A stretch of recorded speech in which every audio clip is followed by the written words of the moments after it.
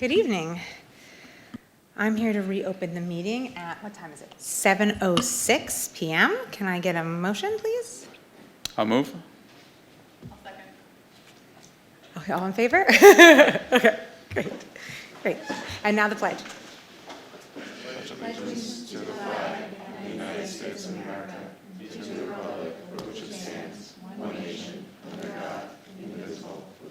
Justice for all.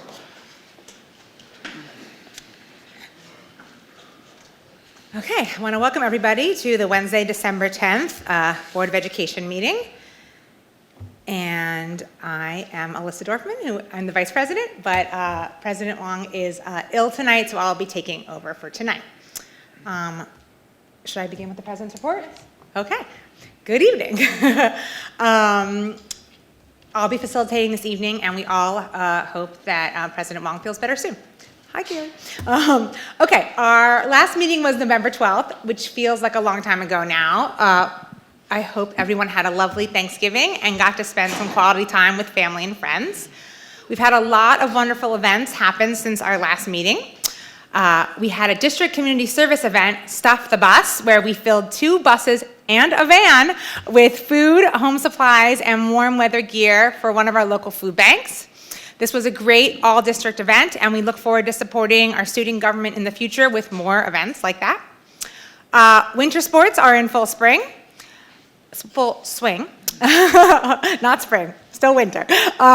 Greeley put on a fabulous theater production of Lost Girl. The CSF had their Dad's Day Out event. The PTA had principal coffees at West Orchard and Grafflin. We had the Hispanic Heritage Fiesta Night open to the whole community here at Greeley. Royenbrook had their terrific theater production of Aladdin Jr., and the Greeley Sports Boosters had their Booster Bash. This week, we are celebrating National Inclusive Schools Week, and we have a number of events over the course of the week. We've had 2 speakers, one for middle school and one for the high school. We've had 2 events for parents last night, and one is tomorrow. On Friday, everyone is invited to be part of the Blue Crew and wear blue in celebration of National Inclusive Schools Week. And on Friday as well, Greeley students have the opportunity to go to our elementary schools and read to the kids. Some events to keep on your radar for the future. Tomorrow is Greeley Performing Arts Showcase. And next week we have a blood drive at Greeley, the Life School Info Session webinar, the a cappella winter concert, and the Royenbrook PTA principal coffee. So we have a lot going on. Winter break is coming soon as well. It starts on December 22nd, and we return back to school on Monday, January 5th. Well, we'll jump right back in with more events and the junior college night that week.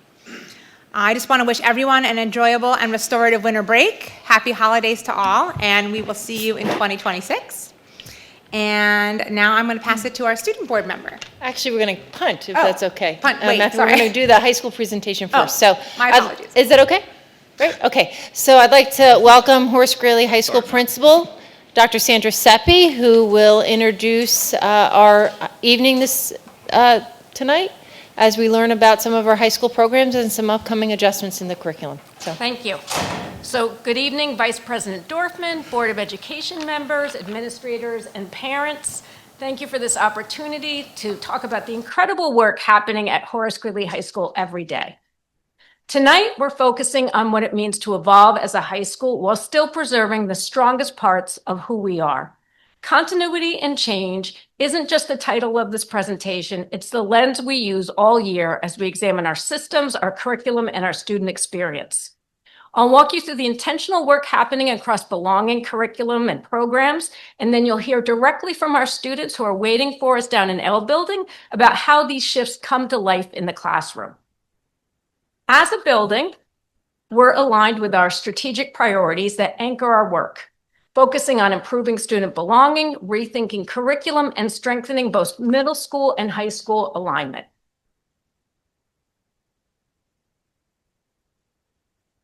We continue to strengthen the Greeley experience, guided by 4 key pillars. Sorry, we're a little behind here. 4 key pillars, and they shape our students, how they learn, how they lead, and how they connect every day. Community and belonging, authentic learning, student teams, and club leadership. This year, we expanded our advisory program to include juniors, giving 11th graders intentional time to connect with one another and deepen our sense of community. Our commitment to connection is also evident in our K-12 heritage celebrations, highlighted by November's Hispanic Heritage Night, where more than 600 people gathered for singing, dancing, and celebration. With over 100 courses to choose from in our annual course catalog, including virtual enterprise, architecture, and many more, students engage in meaningful, real-world learning aligned to their passions and future aspirations. In addition to our vast athletic program, we now offer 4 academic teams that compete locally, as well as more than 120 student-led clubs where students are able to shape their agenda, build skills through collaboration and competition. Together, these pillars create a school environment where students don't just absorb information, they step into leadership, they discover their voice, and they grow into the best versions of themselves. Our curriculum work this year centers on 3 key areas that balance continuity with thoughtful change: strengthening our mathematics pathways, deepening our work in English, and launching the Life School IB career-related program. In English, the department continues its curriculum review cycle, aligning every course with the New York State standards while staying deeply committed to the development of strong readers, strong writers, and strong thinkers. Students move through a sequence that builds analytical writing, research, argumentation, and voice.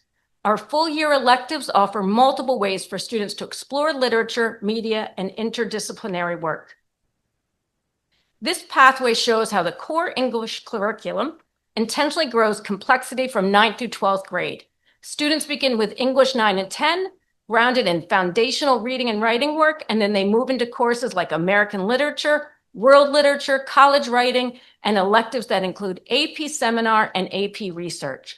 It's a program built for depth, choice, and authentic academic challenge. The Life School continues to be one of our clearest examples of Greeley's commitment to belonging and authentic learning. The IB career-related program is expanding and deepening, integrating rigorous academic courses, real-world learning, reflective practice, and the development of professional skills. Tonight, you will also experience what our students experience in Life School: authentic conversations, clear expectations, and collaborative academic work. I would now like to introduce our esteemed Mathematics Department Chair, Mr. Glenn Wong, who's going to talk about our upcoming math shifts.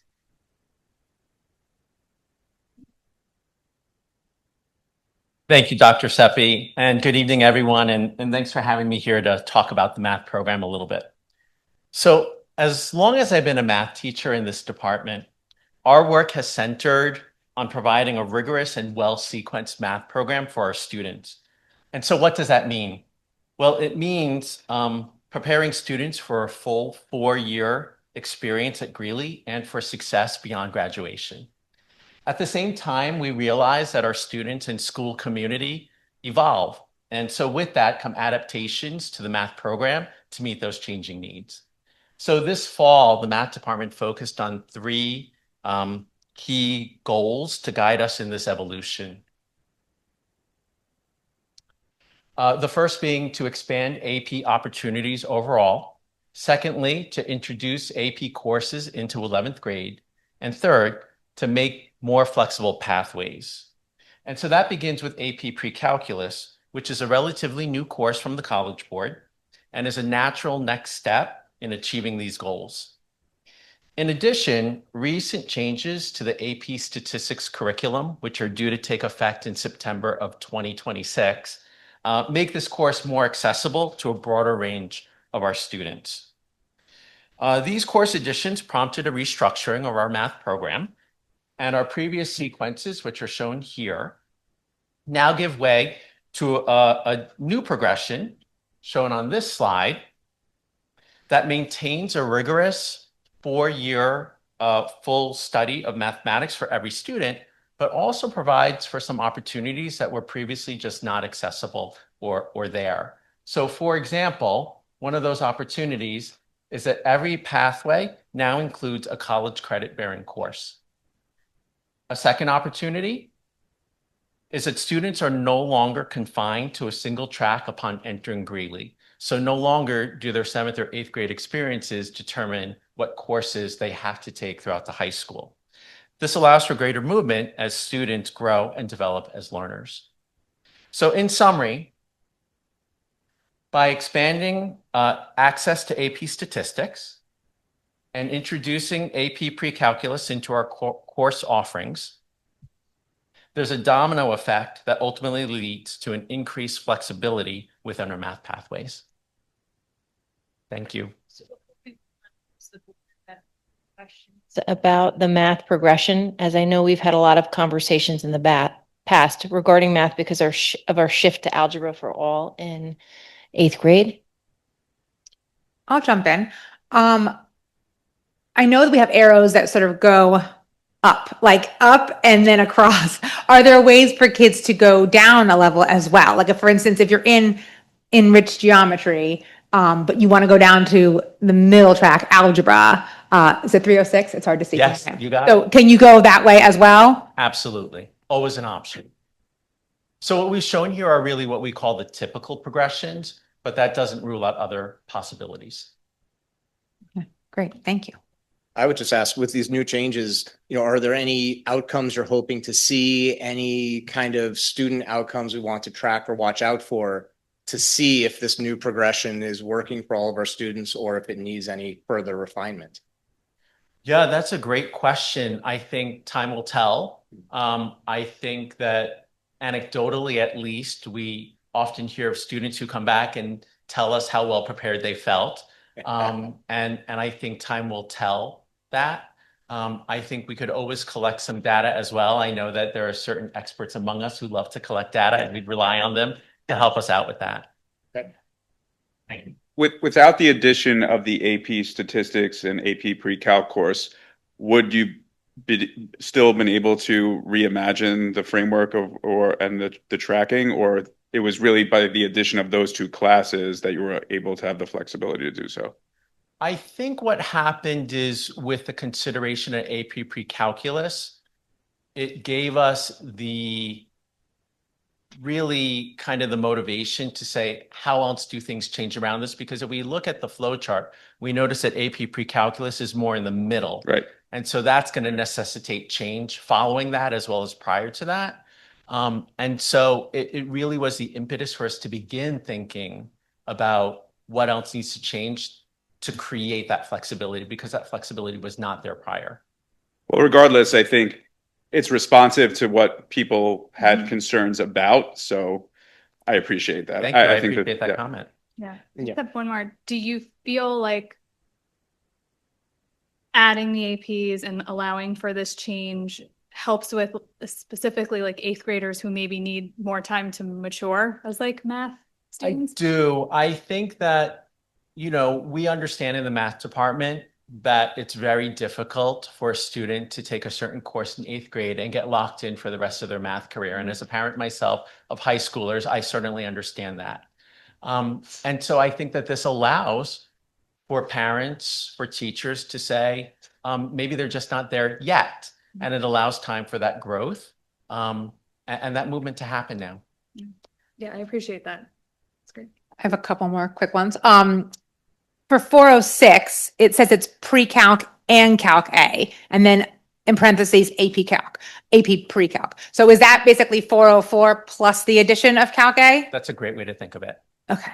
And then if you choose to take AP statistics in, say, 11th grade, what would you jump back into for 12th? So I think the important thing is to think of AP statistics as an elective course and not a replacement course.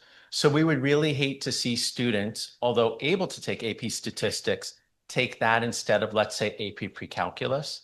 So really thinking of AP statistics as an elective course now. So in addition to your other math courses, that's why it's not on the chart per That's se. the That's right. Right, track. right. Exactly. It's another math class. It's not in Correct. place of one of the blue boxes. That's correct. Okay, great. I'd just like to echo the statements, certainly Mr. Bong, that you made, and other board members. I so appreciate the changes you've made that allow a student who takes extended algebra to then change their track so that there's less pressure placed on students at that time. So thank you so much for doing that for our students, and maybe it'll also make that extended algebra course more palatable to some students who might have otherwise felt they couldn't choose it. So thank you. Yeah, I think everyone having the ability to get to calculus in some way for senior year is really important to have our kids prepared. But I also love the flexibility of maybe you want to move up, maybe you want to move down as you mature in your high school experience. Kids that go through different stages, and if might feel like they want to go one way or the other. And this seems to have a lot of flexibility for the families to make their own decisions, which I think is really great. Thank you. Thank you. I just want to thank Mr. Wong. This is not typical of our presentations, but I know that we've had so much discussion about math over the past few years. So thank you for coming tonight and doing this work with the team. I also want to acknowledge that Mr. Wong's on the agenda. And so we don't often get to do this, but I do want to thank you for all your service here. And I'm sure the board's going to accept my recommendation Well, after to that, accept your retirement. But if we won't let him retire. So Glenn's still working hard. He's planning to retire, but he's still here tonight. So I want to thank Glenn for all of his service, and thank you for coming tonight. All right, so we're going to shift back to Dr. Seppi. So now the most important part of our presentation is going to be the student presentations. Dr. Dammit is going to give you a card, which is going to tell you which group you're assigned to. We are going to move to the academic commons where down to the commons down in the blue section. The students are waiting for us, and there's going to be 2 rounds. And the students are going to rotate between the groups to our assigned tables. Each round is going to highlight a different subject area. So first, we're going to hear from students who are taking English courses. And when that round is finished, we're going to hear from students who are in life school, where they're going to talk about their experiences. So we have note paper down there so that you can listen closely, ask questions, and enjoy the learning. Thank you. Once you get your card, you can follow us down to L Building. Okay, thank you, everybody. Before we get started, we're going to have an introduction from our charities, Dr. Adair. Hi, everybody. I'm so excited to be here, and I'm even more excited that we have so many of our wonderful kids here to talk to you about their work. So I'm going to give you a little intro, and then we'll move into the So our curriculum in English, our writing curriculum, is very much grounded in New York State learning standards, which emphasize, this is my big expression, that every writing task is fundamentally a thinking task. Writing assignments in our program begin as cognitive tasks, requiring students to engage in critical reading, meaningful discussion, and brainstorming. These pre-writing activities help our students to generate stronger ideas. You cannot be a good writer if you do not have something to say. Right. So throughout their 4 years in high school, students progress through instruction in multiple writing genres, from personal narratives and literary essays to research papers, persuasive arguments, the college essay, and creative compositions. To ensure that the skill development is coherent across grade levels, our curriculum features anchor assignments that are vertically aligned, meaning that each assignment builds upon and reinforces the writing strategies and techniques that students have learned in previous years. This intentional scaffolding allows students to develop increasingly sophisticated writing skills, while at the same time maintaining consistency in expectations and quality across their 4 years in high school. So our students write frequently, both informally and more formally.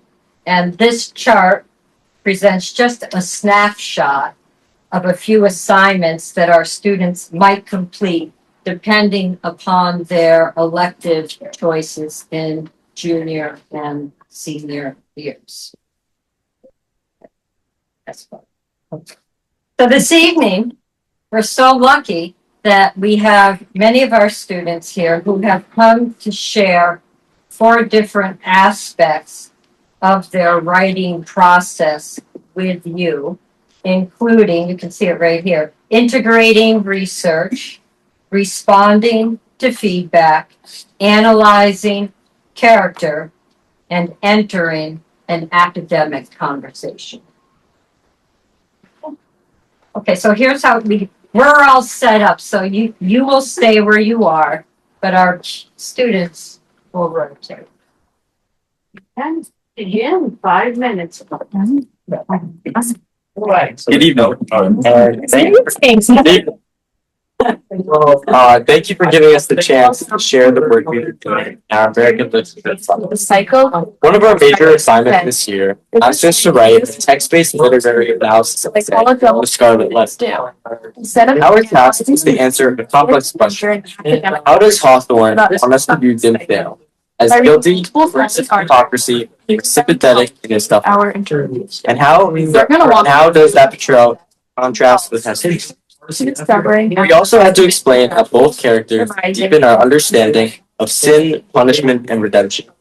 Tonight, we're going to walk you through the process we prepare for, draft, and revise this. Academic source on our own, thereby strengthening our research capabilities. The articles we're going to get from the film, voyeurism, audience psychology, male gaze, prejudice, and even ways of film's actively. When I say I like, they're the arts and characters from the film to be with us.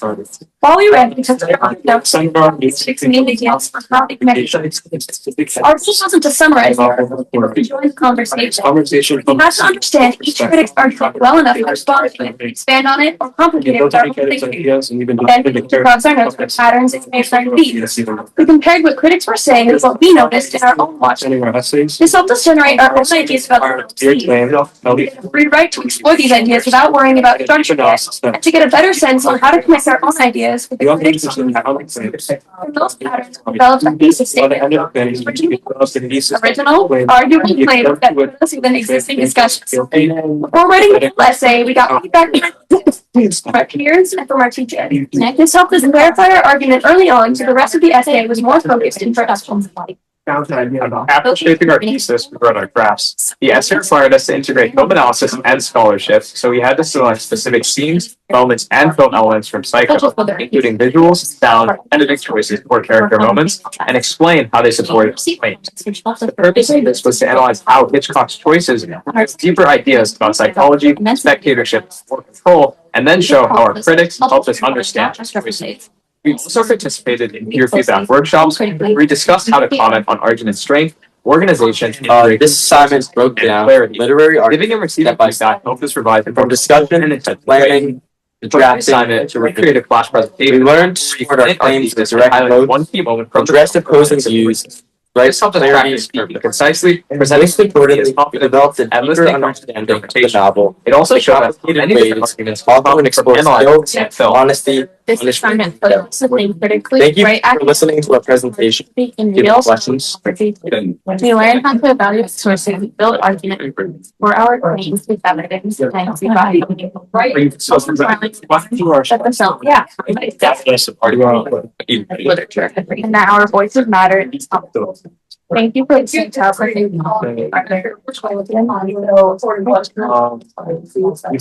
you so much.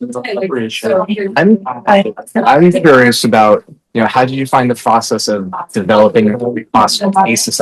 Did they come easily to you, or did you have to brainstorm a lot to try to find a thesis idea that excited you or seemed interesting to pursue? So the essays that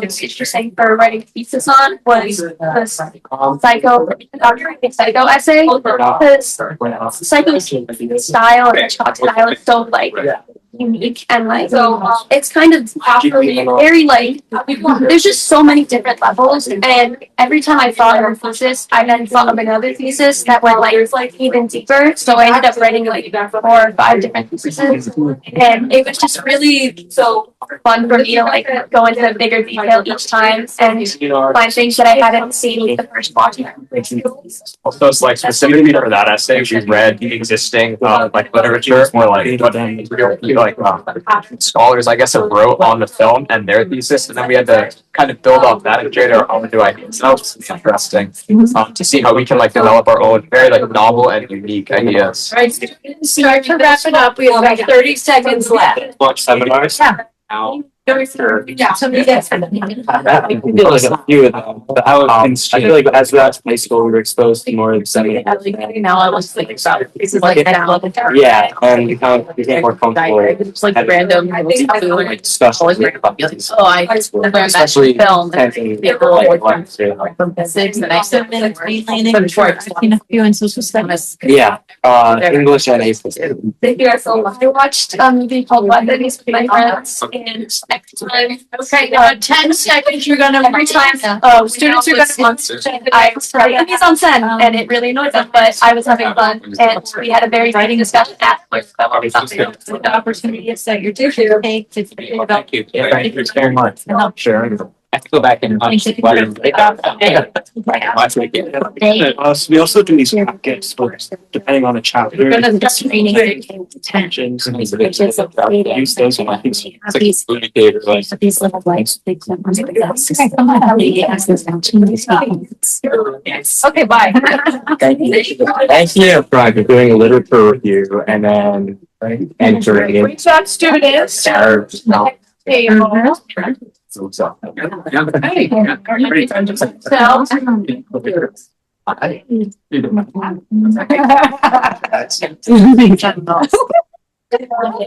Everybody. Sorry. This is the individual section. Okay. Oh, you for. The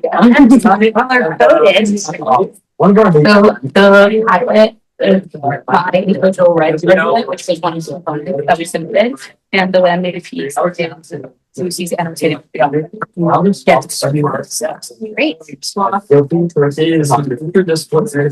I know. Yeah. Literature also has society. So I'm Louisa. I'm some opinion on and today's going to talk about grade seminar question now. And the primary skill speaking and primarily reading based on these visual arguments. When I say I like A main part of research. I mean, you get the seminar, working in research right now. Is research. So in the beginning of the year, we did just research, and it wouldn't just be going from Google. We would have to find tier 1 sources. So it's like the arrow at the top. So tier 1 sources are academic journals, which are peer reviewed, journal articles, or books. And it was very helpful. Last year's pattern would go on this database called EBSCO, which we access to the DLP, the library, and just filter in like peer-reviewed articles and then search up whatever you want to find, and then it would spit out a bunch of different articles and it would be so helpful. I use it in a lot of my analysis. So then the laminated paper you have in front of you is my annotated, one of my annotated bibliography from last one. And it was, we use these to organize our sources before we start writing our like full article. So the first paragraph in orange was just me summarizing the source as a whole. The second paragraph was just me explaining how the source helped my research project, like how I would use it. And the third paragraph in green was just me establishing the credibility of the source. And I know these are very helpful to me. Yeah, that's part of the year. Yeah, and so Lucy talks about research and channeling that into eventually what became our IWA. And so the primary thing we focused on was synthesizing the vast amount of evidence that we compiled to prove our own unique arguments. Because at the end of the day, we're trying to find a gap that our paper addressed. And so the structure of our paragraphs would be similar to the one I have noted for you, where the blue is just a little bit of context, that the green is a claim, and then the orange is like evidence and reasoning to rebut.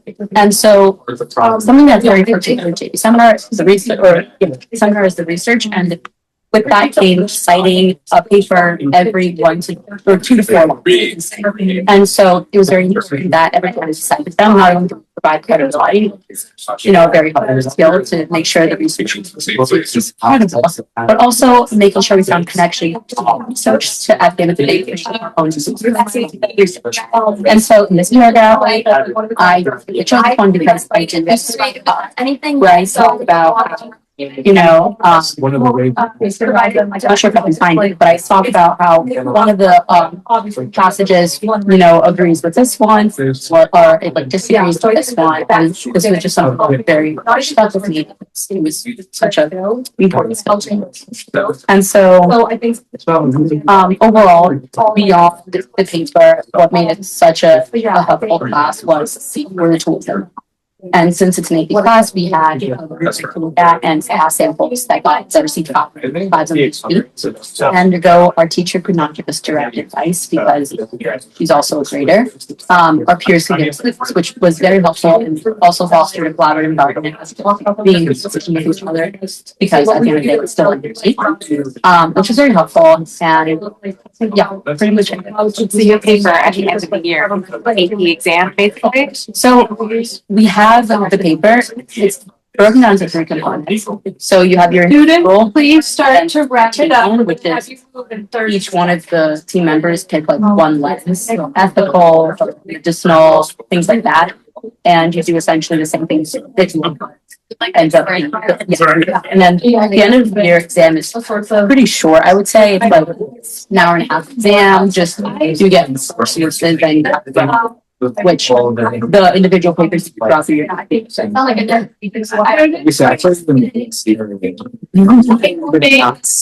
go ahead and rotate. But were you there for?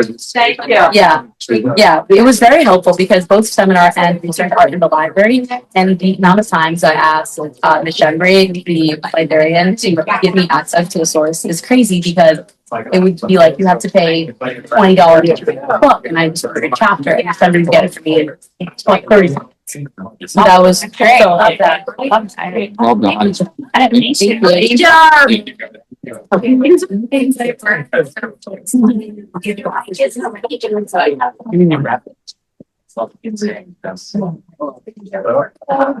So introduce yourselves and begin, please. All right, great. Who are you? All right. Good evening, and thank you for giving us the chance to share the work we've been doing in our American literature course. One of our major assignments this year asked us to write text-based literature analysis essay. Start on the web. Our task was to answer a complex question. How does Hawthorne want us to view Dimmesdale as guilty for hypocrisy or sympathetic in suffering? And how does that portrayal contrast with testimony? We also had to explain how both characters deepen our understanding of sin, punishment, and redemption. Tonight, we're going to walk you through the process of draft and revise So academic sources by strengthening our resource data. The artist ideas for selling the film. For your psychology, gaze, impression, viewership, ways of films, music contribute to film. Say I like to compare to arcs of a character from the film. We read, we took structured notes, we can track the how they connect to themselves. This conversation To summarize the article, and see the multiple perspectives and we have to understand each critic's argument. ideas, even if they dig deeper into something.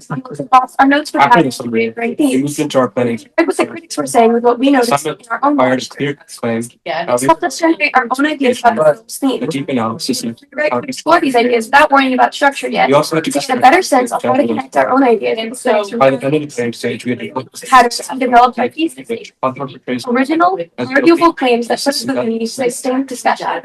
Already full essay, we got feedback on our thesis from peers and from our team. This helps us clarify our arguments clearly.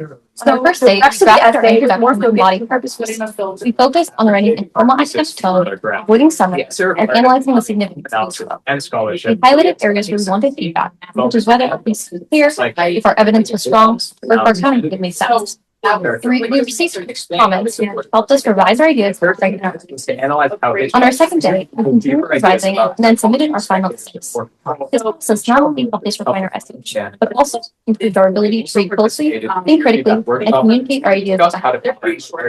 This assignment broke down literary arguments step by step. Giving and receiving Discussion, planning, drafting, to revision. We learned to support our claims with direct quotes, address opposing views, and write with clarity. Most importantly, we developed a deeper understanding of this topic and in the complicated ways author and explore guilt, honesty, punishment, and redemption. Thank you for listening to our presentation. If you have any questions. I would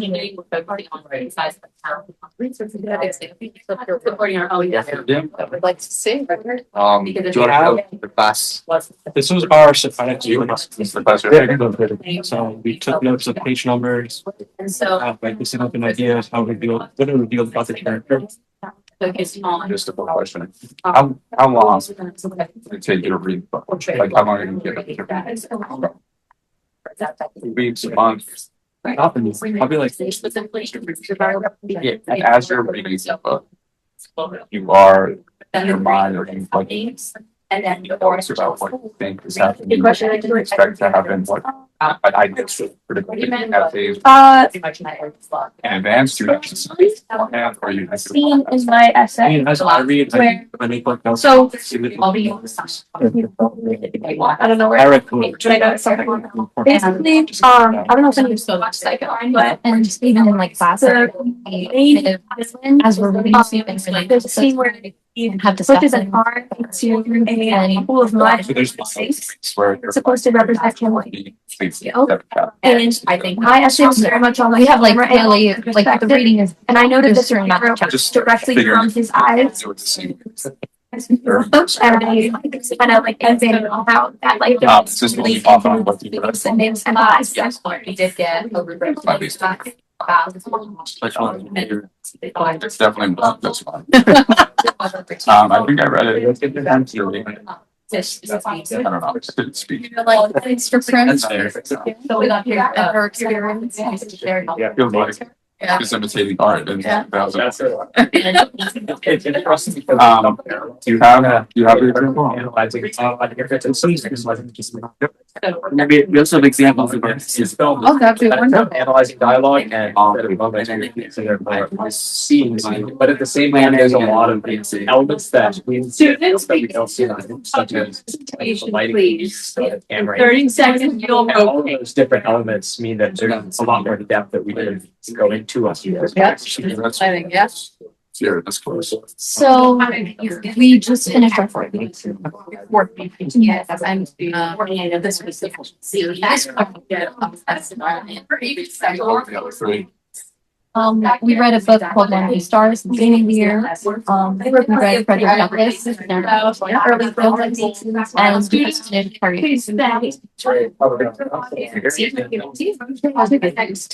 Thank you, guys. Thank you. Good month. It's great. Yeah. Well, It's not easy, but you know, that's. okay, what are we? I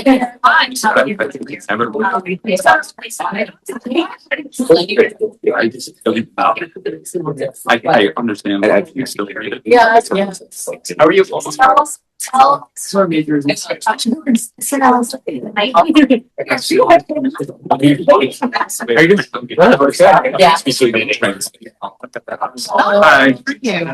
Do they? Yeah. I'm from Florida. How are you guys? I'll definitely do that. Yeah. Amazing. How are y'all doing? Good. Are you getting tired of doing the same? no, I'm actually, it's called to do it 4 times over. This is what This is what. One teach the class. They get better and better as the day goes. Thank you. Individually right now. Well, thank you all for coming tonight. My name is Lucy, that we're gonna reference. And then the laminated is loose. And we're gonna be talking about our experiences with SUNY, racism, classism, and sexism. So just the basics. This class Mine happens to be interdisciplinary course that takes a humanities on history, literature, society. And Did somebody else present? yes, You guys are still reading. are exposed to so many different perspectives. Gain new understandings of people and social institutions. And we do this through reading different historical, fictional, and learning that challenge our own thinking and even our own thinking. And we're encouraged to think critically about the text Seminar. This year we take it through research, perspectives. class. Those research that are written from both And primarily going to be from separate views argument that allow us to which develop was ideas arguably the most important part of it, and your individual research. others, and it really helps us see our own people in our ways. So we're gonna briefly go take these ideas. We were taught to find tier 1 sources, which are the most credible. And these were books, journal articles, academic journals, university. And so these may seem hard to find, but we were given a database, a library here, that you could just pop in your articles and then search anything like you want up like about your inquiry, and then it would spit out like bunch of different articles just like based on the search. It was very helpful, and this was an easy way for us to just research and get a lot of information out in time from really credible sources. So after annotating, class discussion, Yes. and This is a big concern. certain ideas off our class, on gaps, I think, the sections of the products. This was worksheet, and you and our class, that is all worksheet filled out. Up to it. That was This was the fact. Wow, we were. Such a what else do you have? For essays here. We have scenes. And the comments are. Yes, are my planners. And then. About like crack rate wells, color and shapes, and then everything was happening. So. It's the way So yours is focused on Esther and Pearl, is it? Okay, wonderful. So you didn't have to write it down.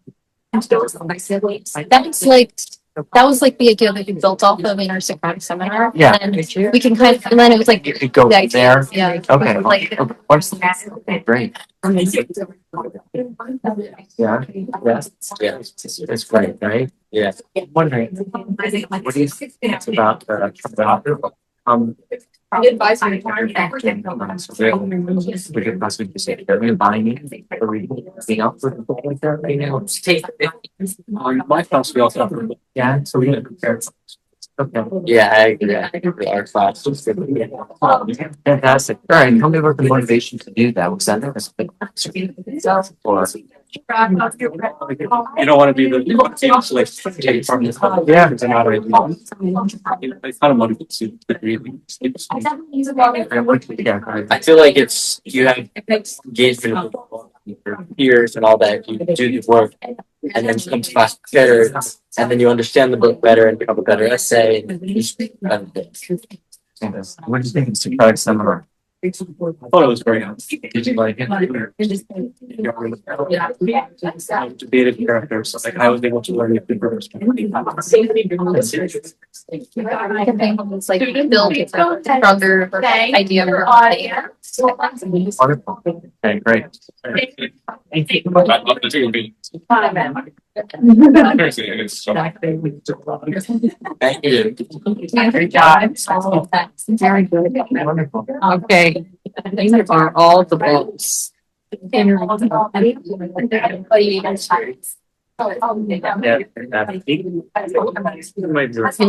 Use each other to like make sure your checkpoints like going on the front.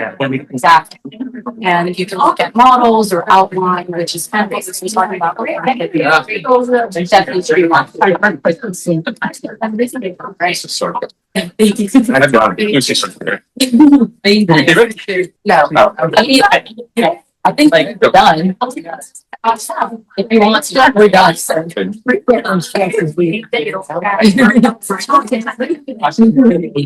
so much. Thank you. Thank you. Have a great night. Thank you. I'm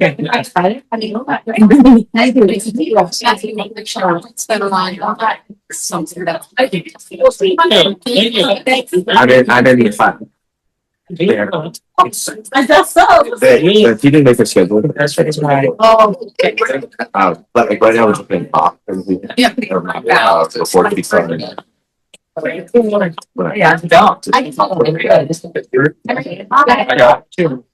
Yeah, pretty good. Yeah. Okay, we are now moving on to round two. We've switched our student groups for you, but before we get started, Director of Life School, Mr. Brian Petruso, is going to give a little introduction for us.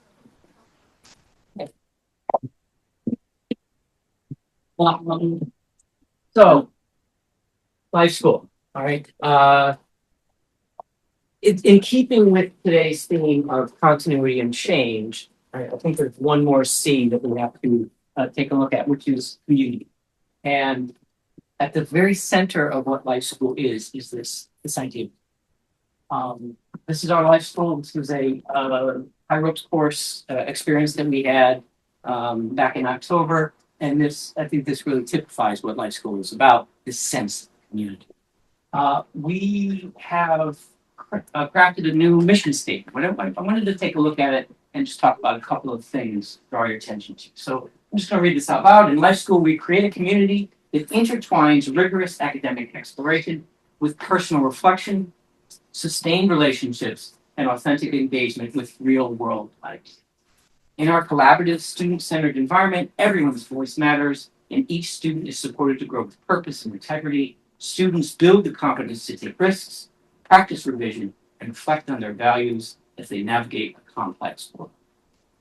We spent about a month and a half crafting this, and I spent 3 hours looking it over, picking words and then repicking words. But I feel like these are the words that really embody what life school is. Certainly, this idea of community. Right?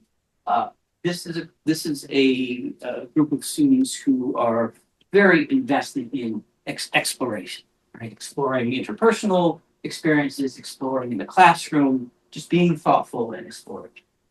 At the same time, so this is kind of an exterior exploration. We and the IB really are focused on this idea of reflection as well. That's the kind of looking inward. And everyone has a voice, right? That's what makes this community so strong, is that through our robust student leadership council, everybody has some kind of experience with having their voice heard. We have purpose, and in the end, we want our students to embody the values of life school and its 24-year history. This is our first year in the International Baccalaureate Career Program. Spoken with some of the board about this last year, and we are 15 weeks in, and it's going great guns. We are very excited about it. And the things that you're going to hear about today are in three domains, but four places.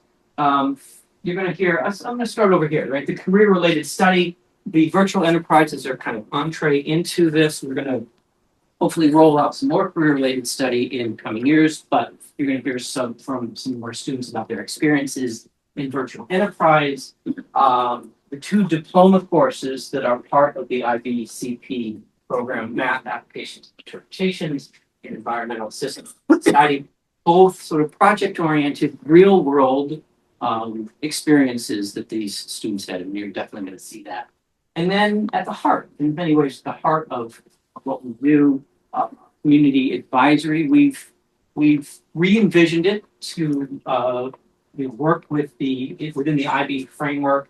And so you're going to hear about what students are doing in community advisory, specifically in the language and cultural studies part of the IB core. And that's it. So without further ado, this is not about me, it's about these kids. You're going to hear about learning from experience, the VE career pathways from Lily and Matt. You're going to hear about using models in ESS from Alexis and Luke. You're going to hear about developing skills of a lifelong learner in the CP core from Haley and Julianne. And you're going to hear about real-world context in Matt and I from Bryce and Ben. So, where's Mary? Let's go. Okay, all right. So, let the game begin. Okay. So I'm Matt. Hi, guys. And I'm Haley, and I'm Julie. And today we're going to talk about developing the skills of. so to start, I don't know if you guys are familiar with me. So in this, Essentially, there are 4 components: functional skills, community, so you say today we're going to each language recently in life, students have been focusing on their language and cultural studies bracket. It is. So I think a better way to start you guys off We've been taught to than an interview. to analyze by selected So I'll say that I'm language. so Ian really got to the process kind of is being interviewed for the session. First, assignments, yes. So I think that I'd ask you guys questions. Exploration is our global media. So We're asked to create what do you think? find different advertisements. So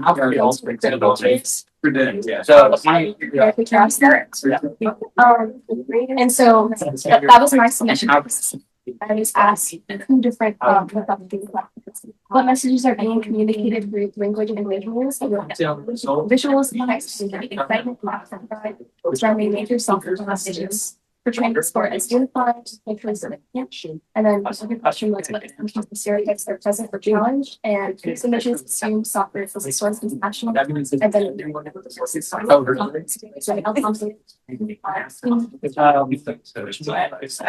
is my advertisement.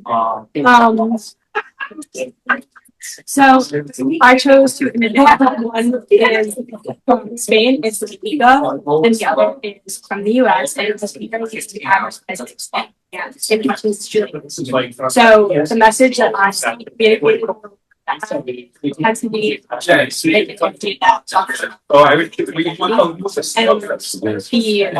US visual WSL championships communicates competition, opportunity for in the US. And so an assumption that could be assumed is that soccer is the dominant sport in Spain.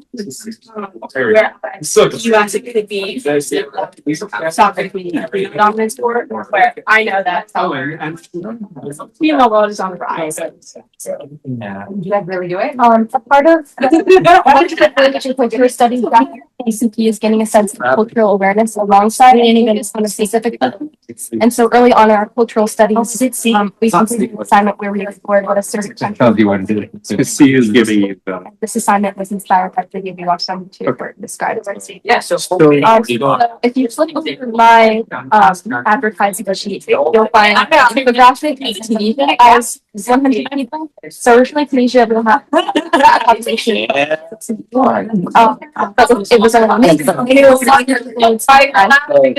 people under the age of 18 and 35 people. It's a whole thing for me. So that's mine. So I was in Spain, Ada. Oh, yeah, because the numbers don't show all the big issues or all the big numbers. Things like lack of clean water or food, but they don't show the bigger picture. Two minus X one over. On set of stone. For me,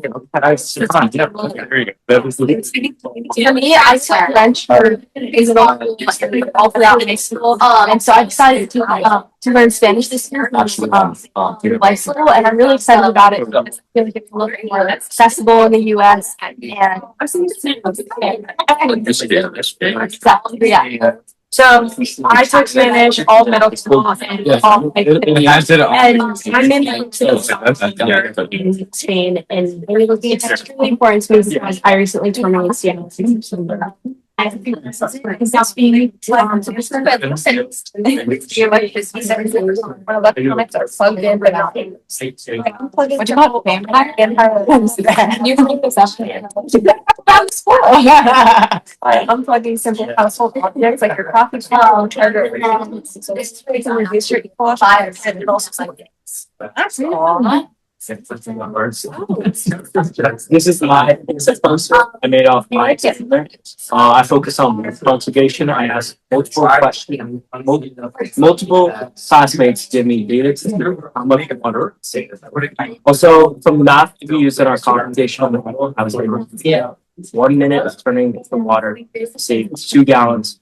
14 gallons in a week, finally 730 gallons. For example, like,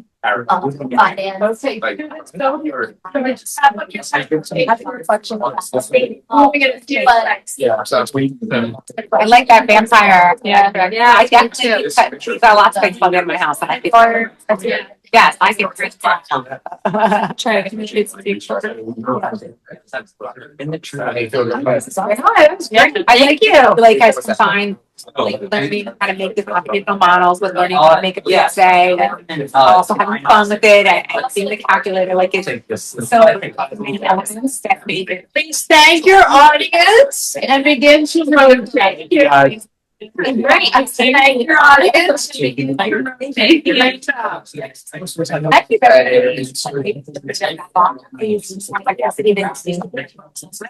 I don't know if that's an online film. I figure it out. And it should be successful. It's got my phones that I've actually I think put them back on this.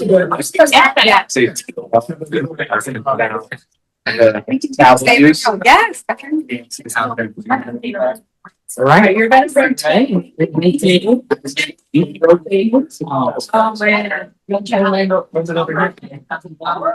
It's just great. Okay, great. Thank you for joining us. What are we doing? Sorry, it's just my. So I'm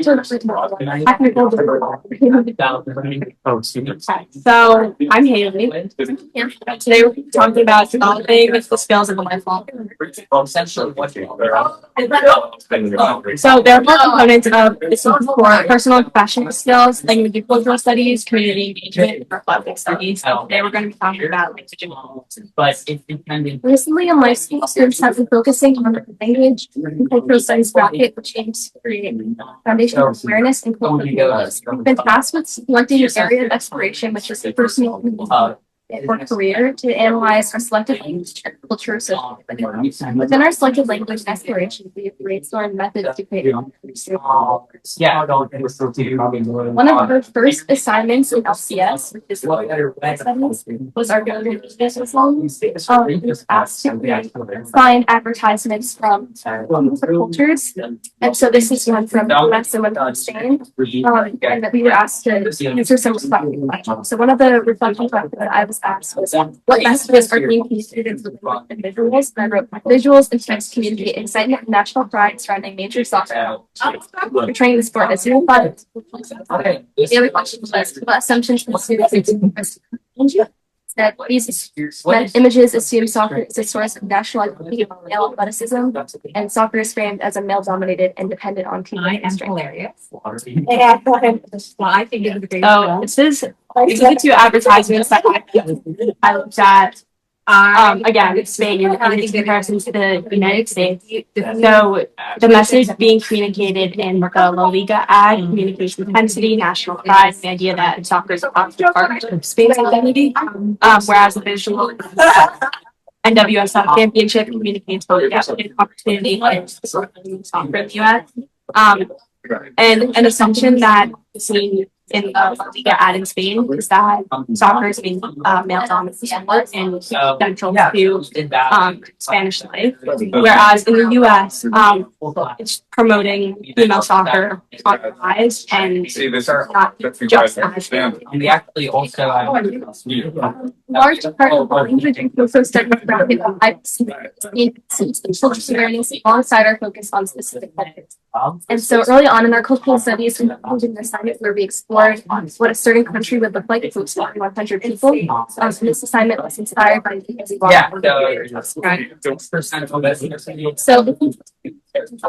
on water advertisement, you'll find you'll find a infographic on Tunisia as a hundred. I think it was down to 100 people. It was to have 60 people who came during 25 people. And 5 people. I think it's very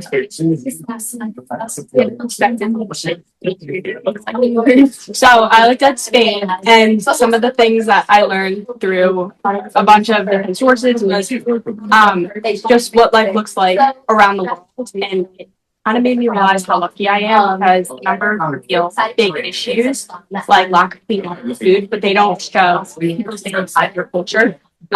So it shows the bigger picture, but not really some of the small things. I would like challenge so moving on in life, we're going to be focusing on learning more specifically on reflected and so I chose to learn Spanish because I've been taking French throughout like middle school and high school, and I wanted to try something new, especially since Spanish is so widely used in the US, and I felt like it was useful for me.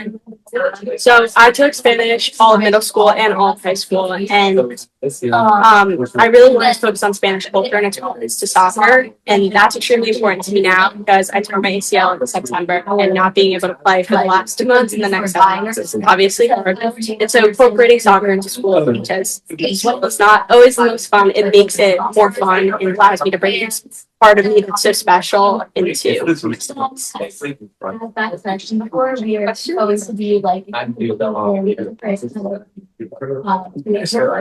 in the language and first I'm curious about how you chose did you choose a country or is that what you focus on, or you choose the culture, or what did you have to select? So it was different for everybody. Some chose, like I chose Spain, but also Spanish because I like really enjoyed the soccer culture around it. But some people chose a language and then picked a country or languages. Yes. Are you Tunisian? Yes. Okay, so how do you think that? Well, I didn't start it. So Tunisia for the 100% assignment, we actually have to use a country that we're learning the language of. Okay. I chose Tunisia because I'm Tunisian, and so I had to learn about it. But I'm choosing. I wanted to do Spanish. So you could flip that. So like even though it says here 16% of the people in Tunisia speak French, you're saying I'm going to study Spanish because I've got a personal interest in that. I've been doing French before that. Yeah. Okay. Wonderful.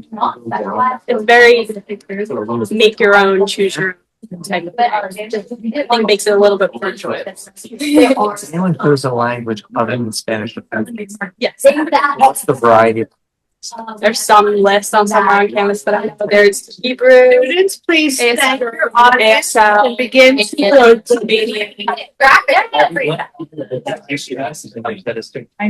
we haven't experienced it, but I'm gonna try. Wonderful job. Thank you. All right.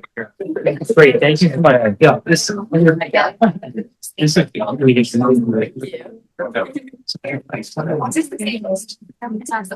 you. Changes your voice development. Yeah.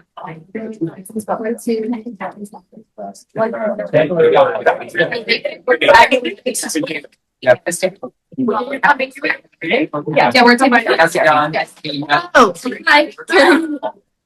My name's Tim. I'm Max. Nice to meet you. I'm actually. How's you guys going? Really well. Great. Welcome to. So hopefully this will be another highlight. Today we're going to talk about BE and the career pathways experience. So to start, I don't know if you guys know what BE is, but I'll give you a little kind of summary. So basically, There are 4 components career and business simulation. So essentially, our whole class has positions in a company that we actually are working on and creating. And each of us kind of works through this literal simulation of if we're gonna create some real thing. So yeah, we're going to be essentially you're gonna take this business that we're creating to careers or not. I think they're called VE fairs, and yeah, we're gonna test our business, but we'll get into that a little bit later. So to start, I figure what better way than to ask you guys So one of our some questions that we asked our employees when we were. So yeah, so here's so if one of you guys is feeling great, maybe we can get a volunteer to answer one of the questions. Well, I'll ask you. Okay, so here I'll ask you. What do you think is a strength of yours that can also be a weakness? Very detail oriented, and I also have to transition into. I tend to be like an optimizer or a maximizer, so that can lead to really strong outcomes, but it can also lead to taking too long trying to iterate to find the perfect solution instead of trying something and sensing the environment and getting some feedback, which works really well in complex environments and anticipate. One from. Yeah, that was a great answer. So that's an example question that we asked. I looked up same. Me and Lily actually had to The Lolita ad. special process for the CEO And as a CFO. and yeah, we did like some research. Yeah, so we did quite a rigorous interview process and we also Inception. each person, but each person created their own resume, so this is mine. But we used the resume and interviews in order to craft our organization.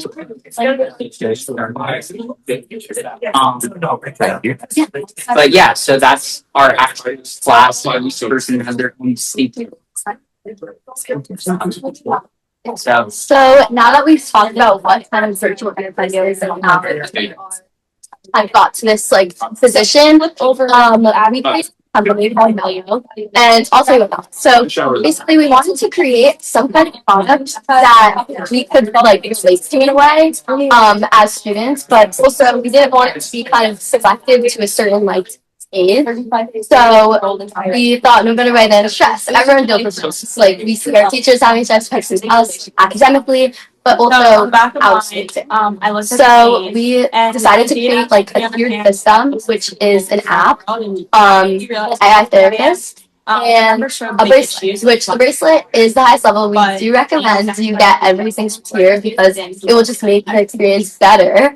But the bracelet actually tracks your vitals. It also tracks your stress levels, and it tracks like a bunch of other things. And so that's our actual website. This is the most recent the actual system, and it goes into detail about like what each year. And then we have a page for our founders, which is all four of us in the case. And then a link to buy our product, which has all the prices. And again, you don't have to buy every tier, but that's very recommended that you do. I'm middle school, high school. And then And I'm the stress demo that you fill out before you get the app. extremely important. You fill out the form, which makes like the experience more personalized because an AI therapist, like, you could just use ChatGPT, be like, I'm feeling this way, I'm feeling that way, but with the form, you can actually kind of make it more personalized and say, like, go into more detail, maybe some problems that you had like dealt with in the past and stuff. So yeah, it's just made to make everything more personal. And then we have our business plan, which we've been working on for the last like 2 weeks. And as Matt said before, we are going to be competing in some competitions, which our most like close one is in January at LIU. And basically we have each department work on their own like specific page. So for example, the finance department worked on financial highlights, and the art department worked on like the design. And we all just kind of like have all these jobs to work together as a team because we're a company. And as a person, is there any questions? What are the names? So one of our like hashtags is advise stress and hello Mellow, because like we thought like mellow is like a feeling you get not from stress, like you're feeling like you're feeling mellow. Yeah. It's like you walk into a store. You see that. I investigate gas. I got another ground floor. Public eventually. I'm a shareholder. Districts purchase. Oh, really? So if you want to pitch off of them, created the pitch. We're still learning along with like our big results. Hey, Mr. Cole, about things like you reach out. Yeah,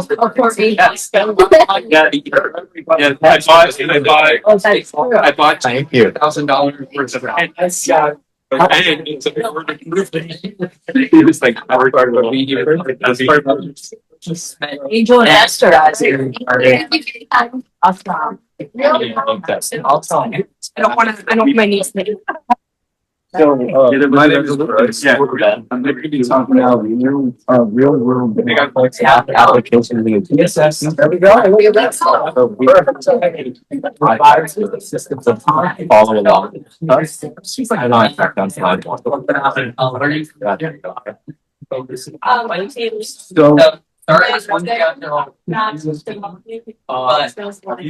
This project is So in this 2-year course, we cover numbers and alphabet, functions, geometry and trigonometry, statistics and probability and calculus. So this course aims to help with the development of investigational exploration. So earlier in the year, we were reviewing slope, and we were given this activity where we're given 4 sets of data, and based on the data, we answer the question up here. So this one is asking which car is moving the fastest. So we go through all the data and try and find it at 1 hour, see how many miles, and then you select which one you guys think is either the fastest. So we have it on this third time, so we're on the best try.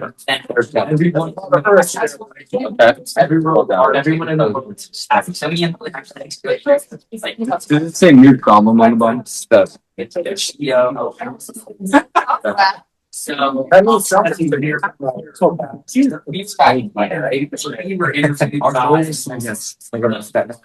just sounds better. Yeah, but then. Yeah, you click it and you play. Rebone. So the answer to that, I saw it in Did you get it?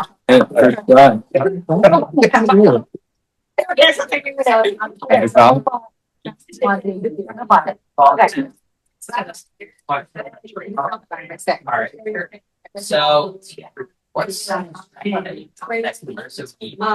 the getting 12 miles per hour.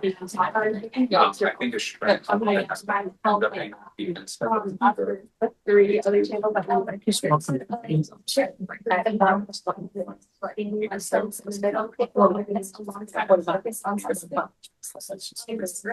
With that place, you're turning off.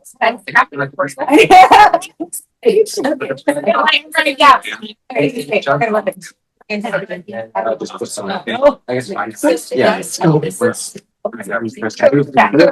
I think we should. So. Yeah, I think like you pay them. So stressful. I can appreciate it. So, our next. Oh. How can math help us land a plane? Great. So, has anyone here landed a plane? Oh, but I've landed in a plane. I just. Nope, but I've gotten that response every time. Right up on the phone. So, landing a plane is all about angles, and so for our demonstration, we are using these. So, you guys remember what these are? No, not at all. So we have a copy here with that.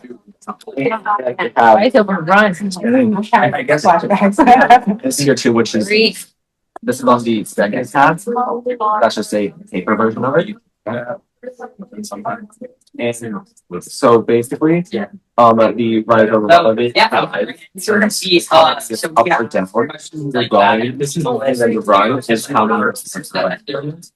And now that also determines whether the beginnings in fire traction. If there isn't, going upwards. If there isn't, go down. Plus B is where it is starting on the ground. Yeah. On the y-axis. But you're putting like plus 5 the graph will start at plus 5. And then so for the demonstration, so it's really we're trying to get it to be exactly on body. And so this is also helpful because that is an output. So if you take a look at it, on paper on the iPad, where it's going down over here. it's funny now. Sorry. Where the waterway line intersects the ground. Access to those points. You'll see that it comes to 5.7. And then the lowest point is like 12.5. So at those points, and then if you're going to try and see how far down you need to go and how far the rising needs to go in order to get your rising. You want the dotted line to be floating down. You want to make like Wrap up your presentation.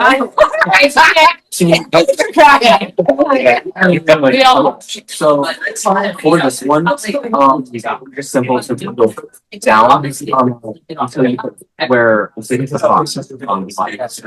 Yeah. Negative. Then you're going to go from I don't really. once you go down, then you're Am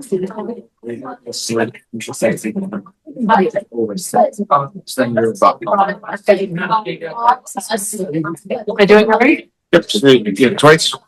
Like, we're gonna make sure that's right. But then. All right, students. Sorry. It's not the whole thing.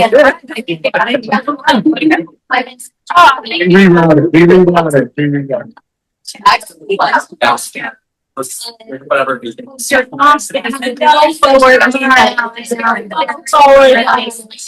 Can I sit there and scream at this?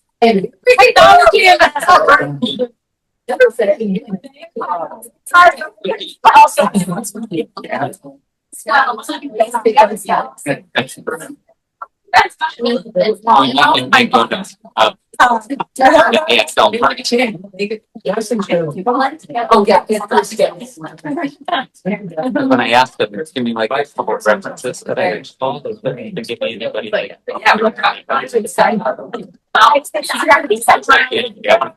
SEK, Register, You want to sit down? Yeah. Well, wait, come back. No. Yeah. So I think what's great about this structure is we all got to interact and ask a lot of questions throughout this process. So I do want to acknowledge that. I mean, this has been a great opportunity for us to learn from our life school students and from our students around the writing process in the high school. We've been engaged in writing conversations within the district K through 12. So it's great to see our highest level students, our oldest students, really explain to us what writing looks like in our classroom. So I think maybe it would, I'd like to ask, Ms. Dorfman, do you have comments that you'd like to share or any last questions? I would just like to thank all of you for coming out and sharing what you're learning with us, even if we couldn't understand it. I know, I definitely think our plane did not survive, but that's our mistake, not yours. Dr. Ackerman had said that we've been hearing about the writing process. We heard about our elementary and middle school students, and so it was really gratifying to see our highest learners and how you are learning to make persuasive arguments and give each other feedback and learn what a proper source would be and to use those sources to help further your arguments and all of that critical thinking you're going to take with you throughout your life. So it was really impressive to see all the amazing work that you're doing and to see the life school presentation. Life school has changed so much even in the last year or two with this new, and even more so this year with the IB program. And it's so exciting to see you guys put it to work and really take all those elements from IB, which is such an established great program, and seamlessly fit it into the life school, which is such a special thing on our campus. To see all that collaborative work and all of the community feelings that we love so much for life school, but see it embrace the IB program and come together was really great and amazing. And all of your classes seemed really awesome. And I don't think we could keep up in the math one, but it seemed really, really impressive. And it was, thank you all for sharing with us. We appreciate it.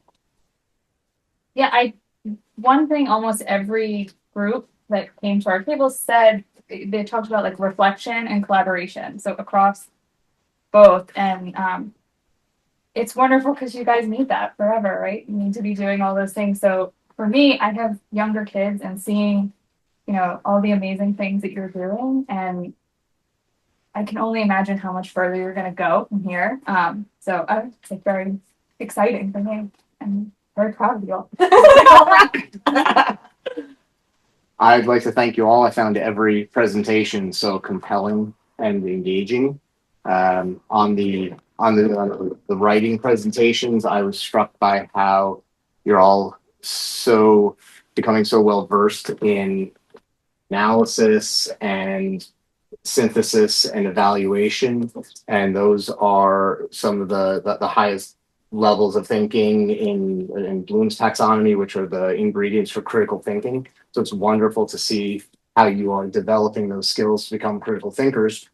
And for the life school, I think exploration was such a fantastic way to describe it. And I saw that demonstrated so fully in all of the presentations we received. Like operating a complex environment, the idea of probing and trying and getting what feedback you do from your environment. I saw that in every presentation and how you're developing that skill, and that will help you succeed so well in complex environments. So thank you very much.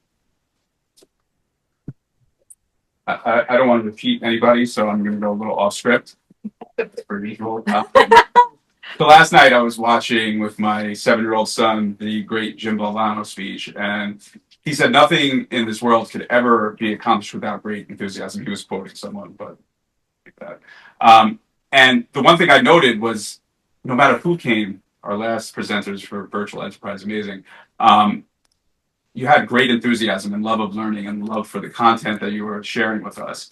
And I think that more than anything else that you're sharing with us tonight, I mean, obviously so impressive, whether it's the life school or the English department, just how much you loved sharing with us and how much enthusiasm you had to partner with the people that you're sitting next to. And I think those are the skills that you will take throughout the rest of your life that will make you guys great successes. I'm also very happy to hear that you're still reading The Scarlet Letter, which I hated, but you should all have to suffer through.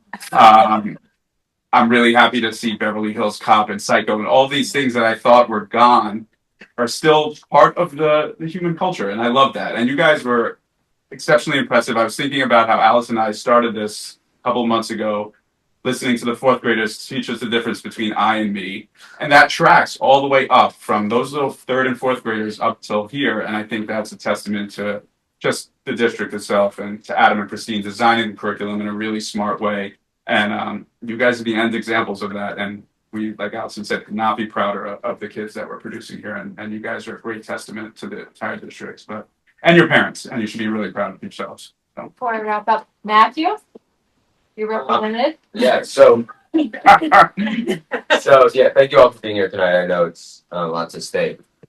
Come back to school late at night, but everybody's work that they presented today was really awesome to see, specifically the life school, because I don't get access to that during the school day. It was really great to see all the work that goes on over there, and all the other English classes that next year when I'm a senior I can look forward to, and even American literature, which I'm taking this year, and I can see other student perspectives of it. So it was really great to see, and thank you all for being here.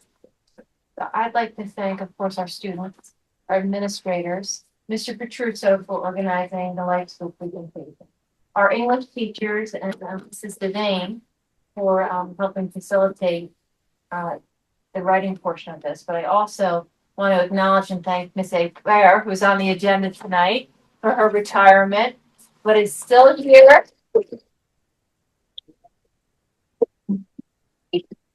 And her love of reading and writing still permeates and will be here long after she moved on. And thank you for facilitating this evening for us, Mrs. Abear, and showing the Board of Education what writing looks like at the high school level. So again, thank you all. I know it's hard. I know you have to go home. I know you got to study, but we really so, have a good evening, and thank you, Dr. Can we give a round of applause for the kids? Yeah.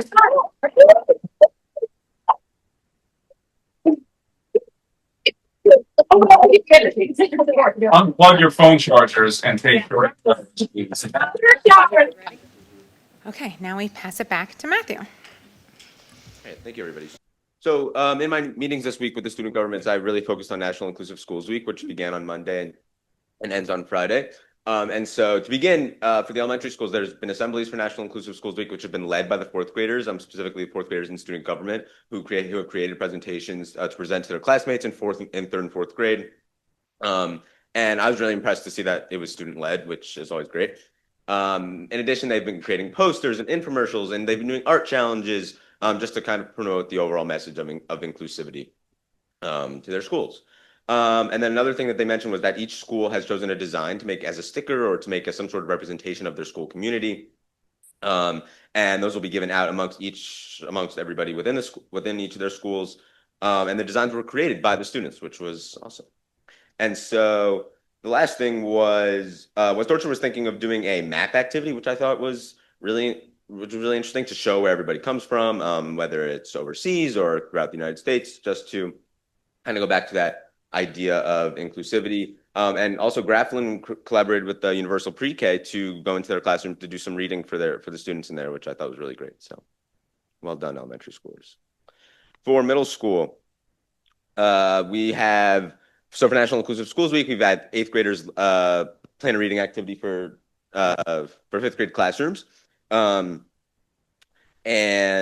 they've been broadcasting information about National Inclusive Schools Week on the morning announcements, including, and then they've also facilitated activities during lunch to support inclusion, with activities during advisory as well, to make a gratitude wall. And then they also had a guest speaker at Horace Greeley, that both middle schools went to Horace Greeley to have their guest speaker, who I believe was Ken Wadke Jr. for National Inclusive Schools Week yesterday, right? Tuesday? Yes. I mean, I have a 5th grade brother. He gave me fantastic feedback and said that he was inspired by his presentation, which is always great to hear. Yeah.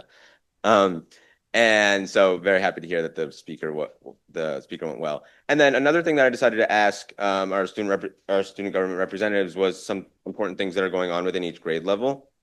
So for 5th grade, we have an Aztecs, Mayans, and Inca civilizations project that's going on in social studies. And in sixth grade, they just finished up one of their writing pieces and had a celebration within the English classes, and they combined teams. So whether you're on East and West at Seven Bridges or at the different teams in Bell, they combine teams to celebrate their writing together. In seventh grade, they're doing a Revolutionary War project in social studies as well. And then in eighth grade, they're doing their heart rate labs in life science biology, which I thought was awesome. And then for the high school, so for National Inclusive Schools Week, clubs have planned activities for lunch periods on Tuesday. And then on Friday, we have Quaker Fest during in the morning. We also had our guest speaker earlier today, who, when I was making these slides, I did not anticipate how fantastic that the speaker was going to be. He truly emphasized kindness and spoke from his personal experiences on why it was so important to be kind, and his stories were very inspiring. So it was a great speaker and a great event. And then just to highlight some things that have happened, we had the Hispanic Heritage Fiesta night last month, which has been mentioned.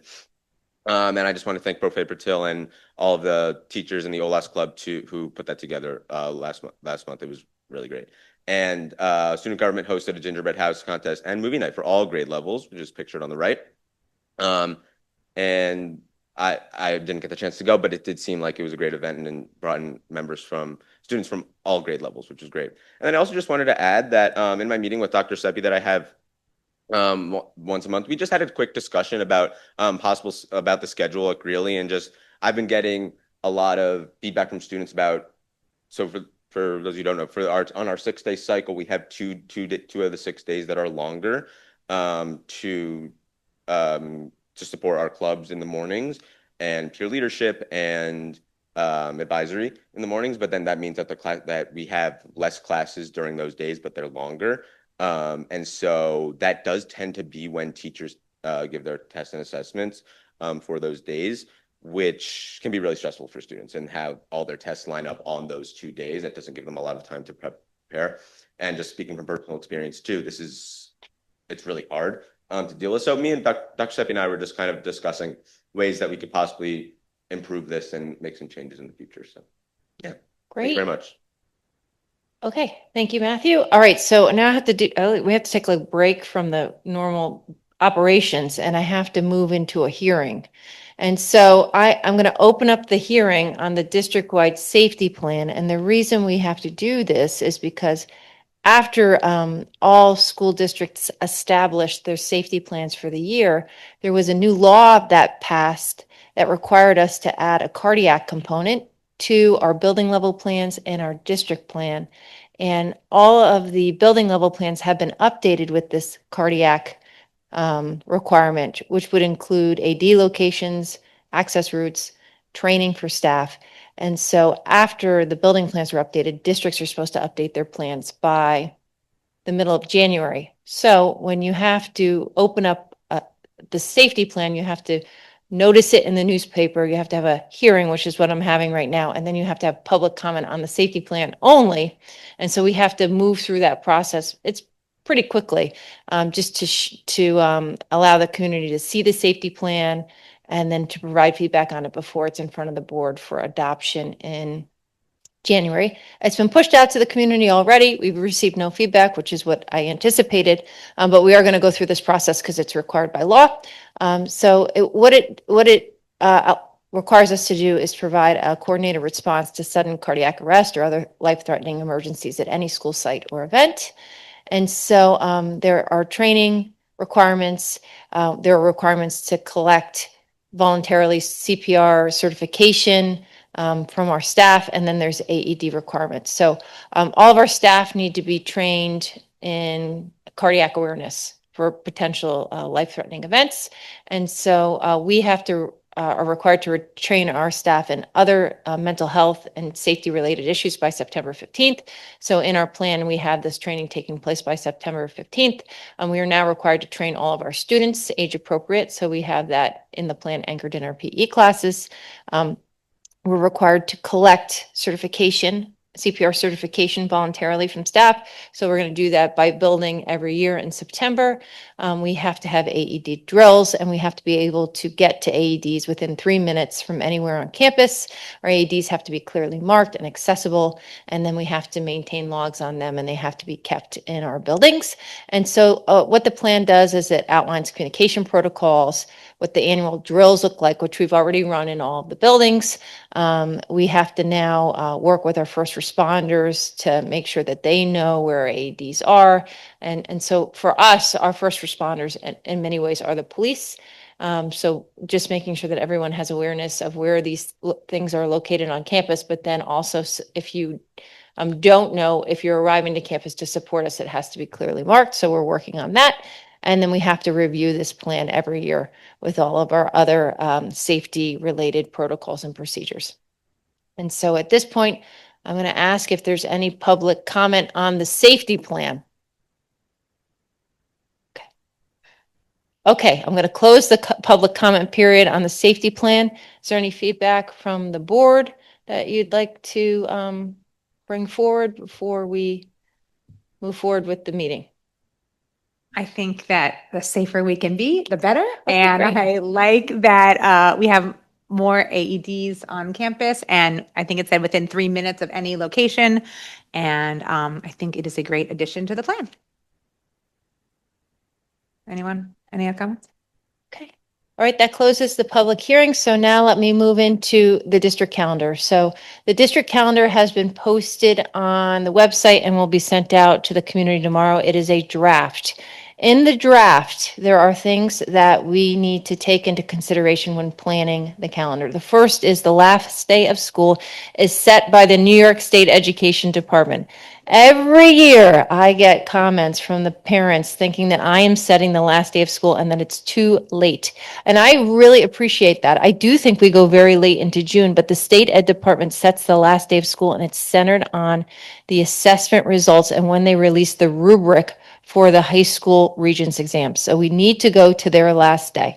The other things that we need to think about in planning are required days that we need to be off by federal and state holiday markers. We need to think about the BOCES calendar and when they put their breaks in the calendar, kids need to be in school 180 days. So, and we have 4 superintendent conference days built in the calendar for a total of 184 days.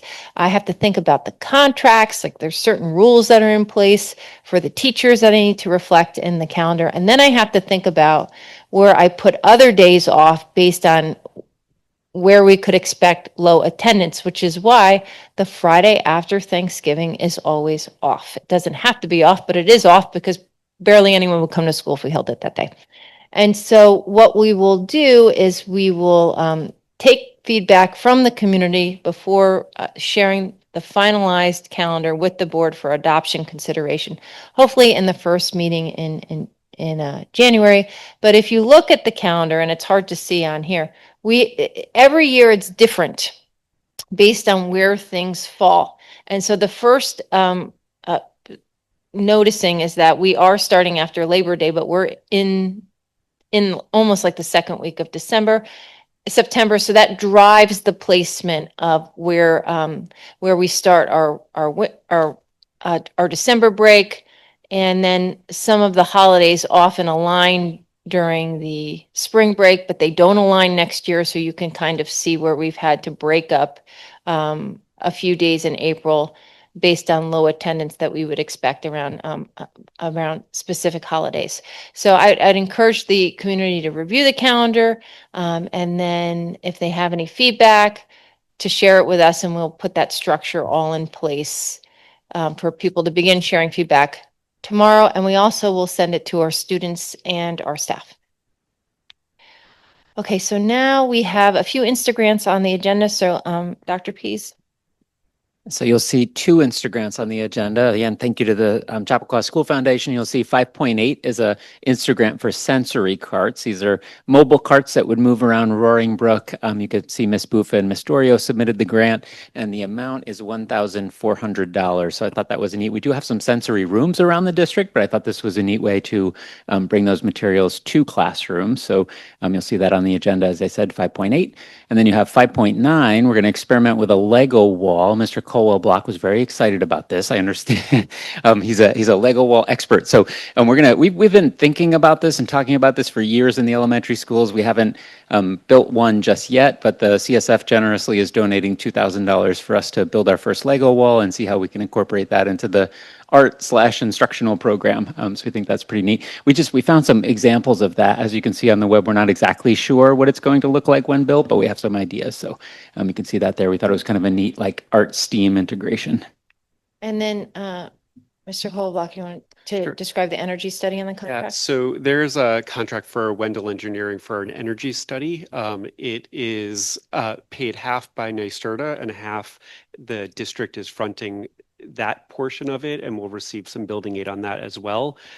This study is going to look at renewable energy options for the school district, study our HVAC systems for efficiencies, study our lighting systems for efficiencies, our overall energy use. It will also delve into how we purchase our energy currently and advise us on grant opportunities to make the district more energy efficient on both the consumption side and the production side.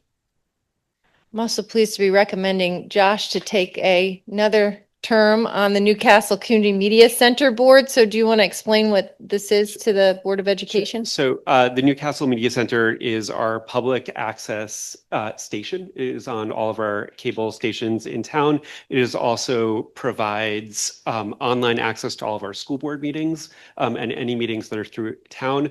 And the organization also provides audiovisual services for the CHAPAC and in the library and a variety of other events throughout town. It is a organization that it has a board. It's nonprofit. It's funded by by the funds that come from either people utilizing the service or from the cable stations itself. Okay, and the last thing I wanted to mention is that the Board of Education has had 2 work sessions to talk about reframing our mission statement. And so on Sunday, we'll be sending this out to the community for feedback.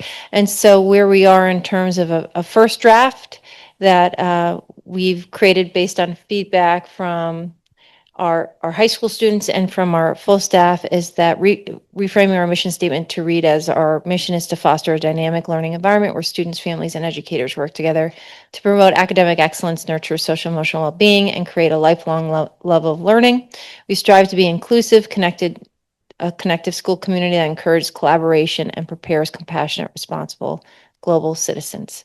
And so did the board want to talk a little bit about why we felt it was time to revisit our mission statement from 1994 and, some of the thinking around this draft that we feel comfortable presenting to our families for feedback?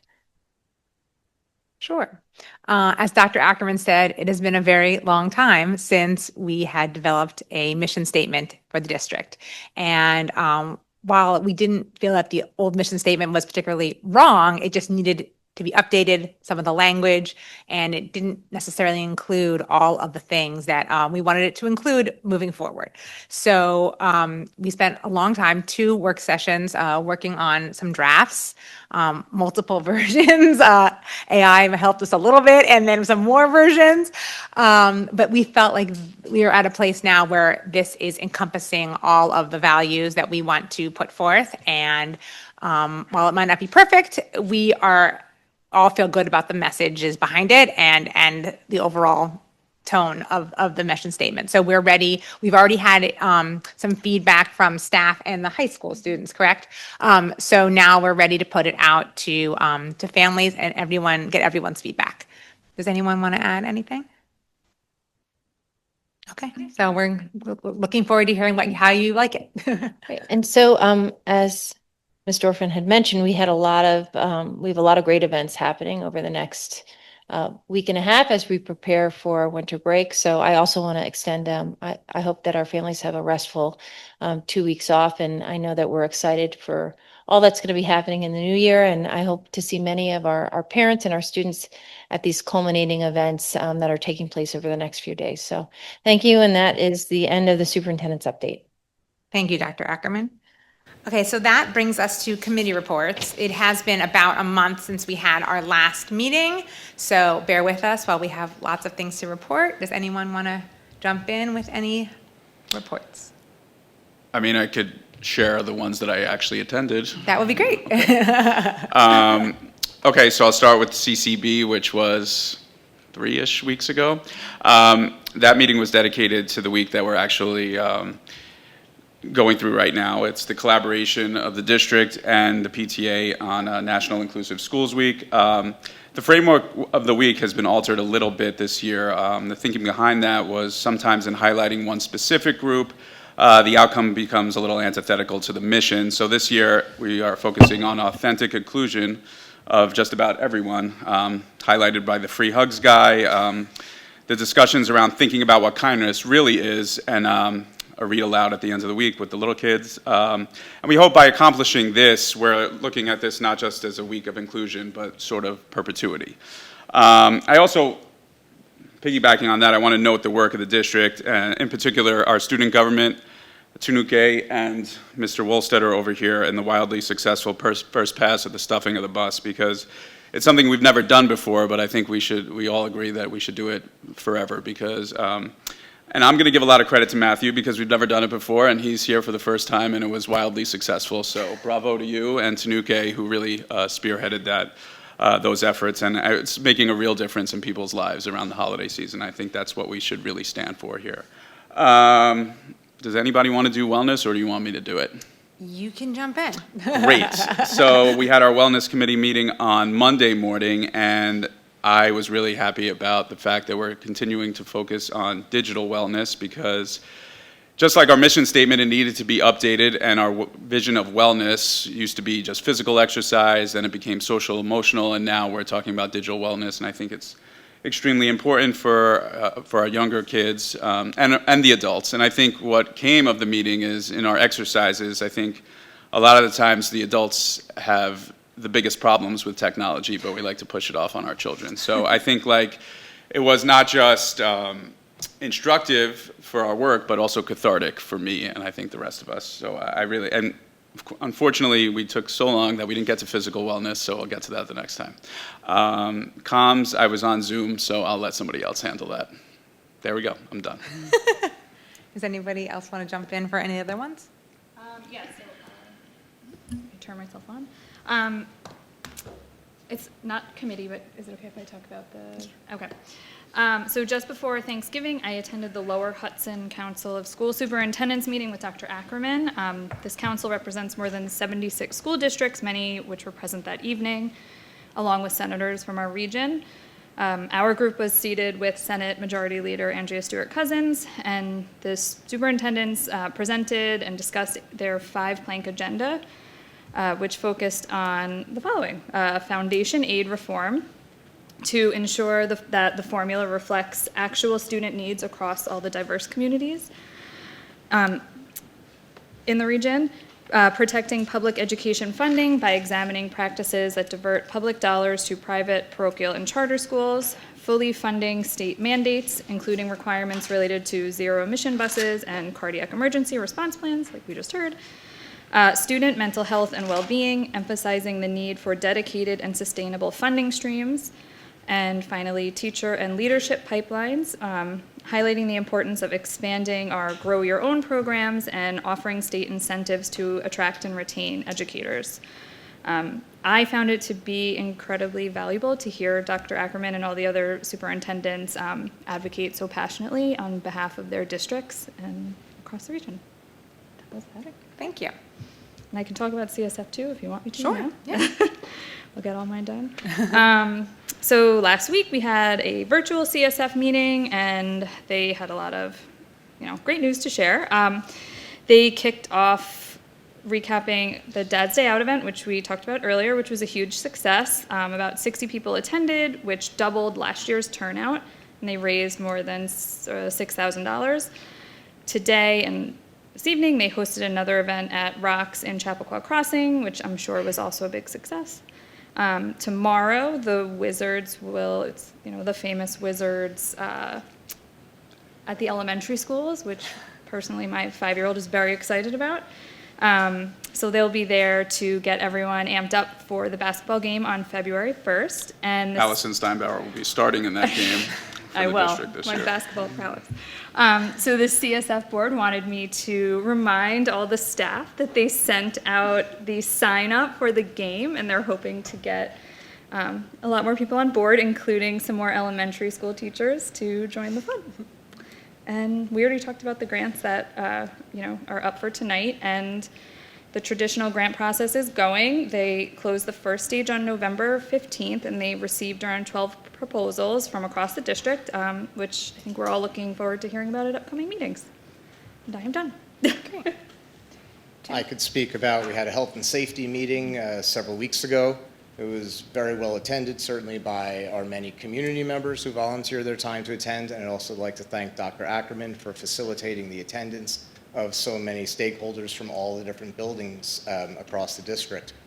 The purpose of the meeting several weeks ago was idea generation, and I really appreciate the way that we are, through this structure, able to elicit suggestions and ideas from the people who work in these buildings day to day and can see opportunities to enhance safety for all of our students, staff, and visitors. So the next meeting we have will be exploring those ideas and fleshing out which are the ones to pursue.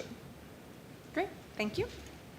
Okay, I will cover the ones that we haven't already talked about. On November 17th, we had the West Putt affinity group met about board leadership, and West Putt is Westchester Putnam School Boards Association, and it's where all the different school boards from all of the surrounding districts come together and talk about best practices and put our heads together to be the best boards that we can be. And this particular affinity group is for the board leadership, so President Wong and myself go to those meetings to talk about how to best, communicate with our boards and the best ways for us to help with the board leadership. So that was really helpful, and that particular meeting was on Zoom, and we have those throughout the year.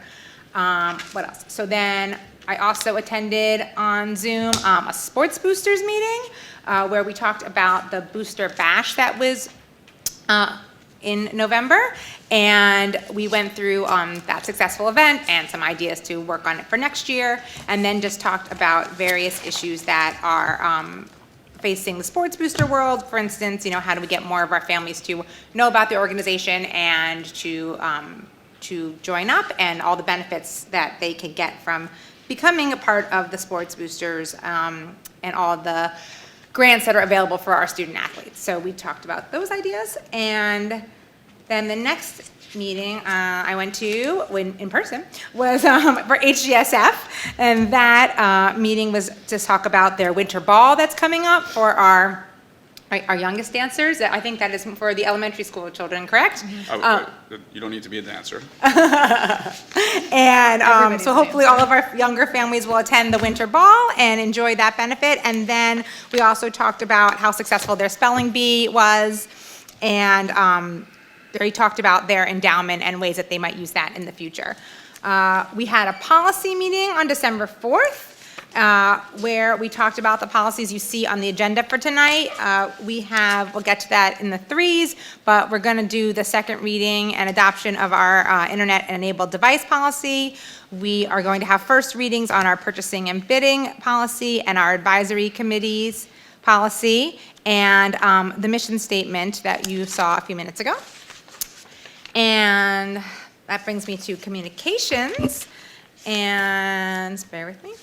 I could do it if you Okay, go ahead. So we had a communications meeting yesterday, and we just went through some feedback that we solicited from the public on all of our our multitude of platforms that we utilize.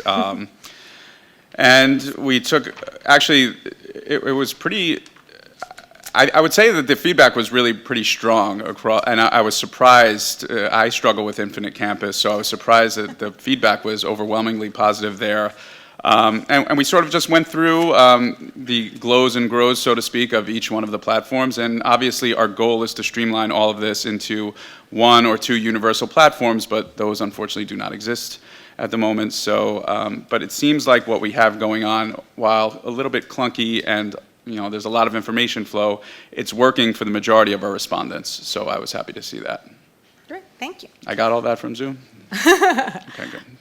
We also had our facilities committee meeting yesterday, where we talked about the projects that are ongoing in the district and what we've completed, and started talking about ideas for the future. And then last but not least, today we had the audit committee meeting where we talked about our annual risk assessment update, which was very positive. So I think that is all. Did I forget any committees or liaisons or any other things? Okay, we're good. All right. Now we are moving on to public comment period.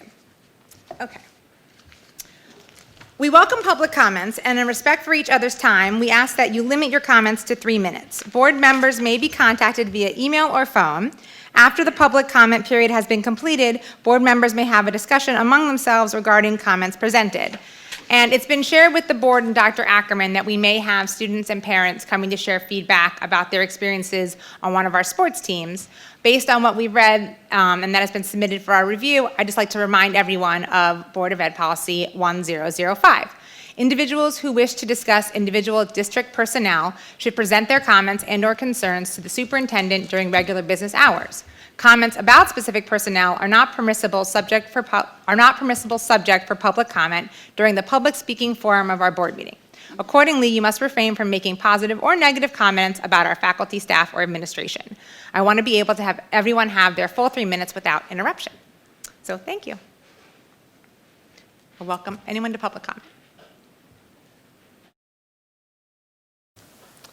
Good evening, everyone. I'm Jada Sekic, and I'm one of the senior leaders on varsity volleyball. Thank you for giving us the chance to speak tonight. And we wanted to share what our experience has been like as student athletes and why having stability in our coaching really matters to us. Everyone on our team is committed. Many of us train year-round. We play club and hope to continue in college even. And our high school season is a huge part of our development, and we take it very seriously. We're proud to represent Greeley, and as a team, we are working toward a long-term goal of competing for a state championship. At the beginning of every season, we meet to set our team goals. Our biggest goals are to reach states, win the section, and push for an undefeated season. But the conversations go deeper than that. We talk about what it means to be a selfless teammate, to know your role, communicate clearly, stay positive, be open to feedback, stay accountable, treat each other with kindness, give full effort, and play smart. These aren't just words, they guide us in how we practice, how we compete, and how we support each other. Over the last 4 years, we've accomplished a lot as a team. We were the league champions in 2022, 2023, 2024, and 2025. And we were the Class A finalists in 2022. And we were the Section 1 Class AA champions in 2023 for the first time in 42 years. And then again in 2024 to win back-to-back titles. And in 2025, this year, we were 17-1 in the regular season and 18-2 overall. And our coach has also been recognized for leadership. She was a conference player, the conference coach of the year in 2018, 2022, and in 2024. And she was a Section 1 coach of the year in 2023. I'm sorry to interrupt you, but you can't talk about individual personnel and staff. I'm sorry. No problem. All of these accomplishments come from hard work, strong team culture, and consistent coaching that keeps us growing. But our goals go beyond winning. We're learning sportsmanship, leadership, teamwork, perseverance, communication, and how to handle real pressure. Skills that matter on and off the court that we'll continue to use all throughout our life. The structure and expectations in our program are a huge reason we've grown so much as athletes and as people. We'd like to share a few examples of what this program has done for us. Thank you.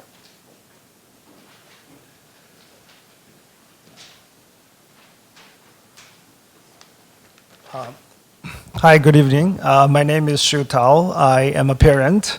So I'm here speaking on behalf of my daughter, Connie Tao, who is a junior and a 3-year varsity player. She's currently at the club volleyball practice, so she can't be here. But here are the following are in her own words. My team is known for being highly selective, and I was honored to be the only freshman selected for the varsity squad in my first year. From day one, the coaches set the tone that success is earned through performance and commitment, not through seniority. That merit-based approach has been a huge part of our success, including our sectional championships in 2023, 2024, and earning the #1 seed again this season.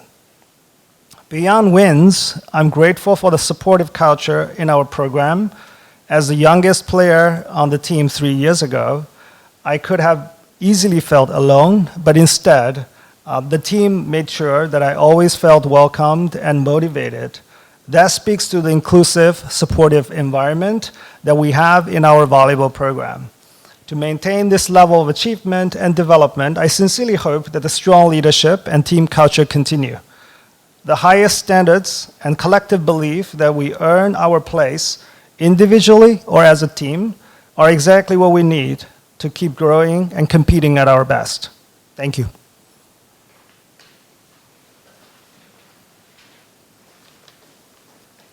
Hi, I'm Maddie Palmieri. I'm a senior and I've been on Greeley Volleyball for 4 years, 1 on JV and 3 on varsity, and I want to talk about how our program supports us as people and not just as athletes. One thing everyone on our team knows is that our coaches truly care about our well-being. They bring a giant snack bin to every practice and bus ride, make sure we're eating and hydrating, and one of our coaches has even carried all of that when she was 8 months pregnant. I'm sorry, you can't talk about individual people. I'm sorry.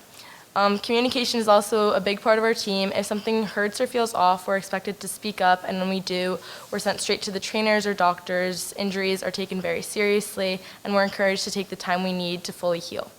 The same goes for our mental health. Several teammates have gone through tough moments in high school, and during those times, our coaches have listened, checked in, and supported them in whatever way they needed. They can be tough when accountability is needed. I'm sorry, you can't talk about individual people. Oh, okay. I'm sorry, that's a board policy. We can't talk about staff or personnel. Okay. Okay. They can be tough when accountability is needed, but when someone has a real concern, they're patient, understanding, and always willing to help. And that balance, expecting a lot from us while also caring about us, is a huge reason we feel safe, supported, and able to play our best. Thank you.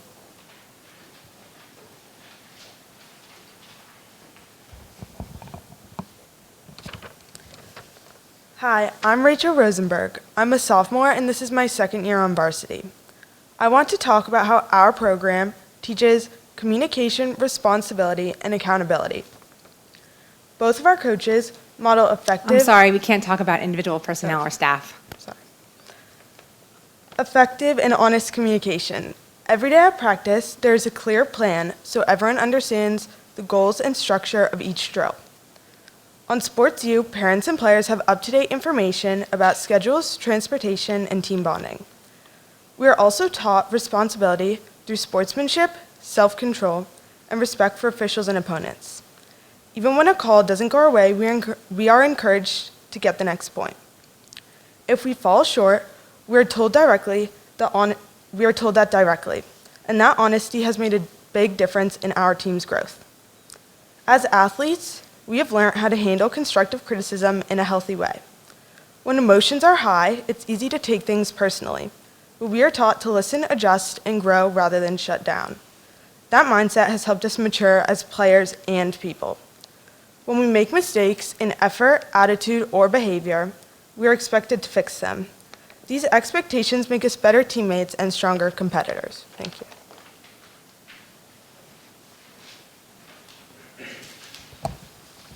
Hi, my name is Georgia Tasso. I'm one of the senior leaders, and I've been on a varsity player for 3 years after starting on JV as a freshman. I want to talk about the culture and long-term development in our program. One thing we really appreciate is that our program runs fundraising programs that help support team bonding, team dinners, and team clothing. These activities help us connect off the court and play better together.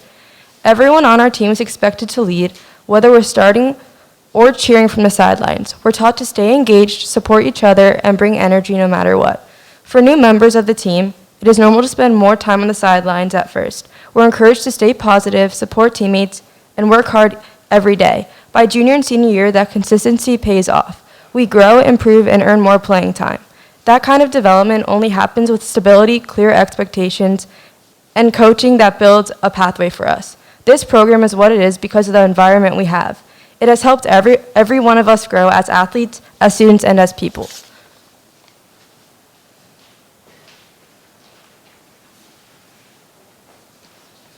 Hi, I'm Steph Tasso. I'm Georgia Tasso's mom. I'm a parent in the program for the last 4 years. Thank you for hearing directly from the athletes. What they shared tonight reflects what families across the program consistently experience, a strong, supportive, positive environment that allows these student athletes to grow. We strongly believe that maintaining continuity within the volleyball program is essential, not only for the students' athletic development, but for their growth as young adults. The stability, expectations, and values in place have shaped this program in meaningful ways. We respectfully ask the district to continue supporting the program's leadership so the younger athletes coming up can continue to grow in the positive, structured environment described tonight. Thank you for your time, your partnership, and your commitment to Greeley's student athletes. Thanks.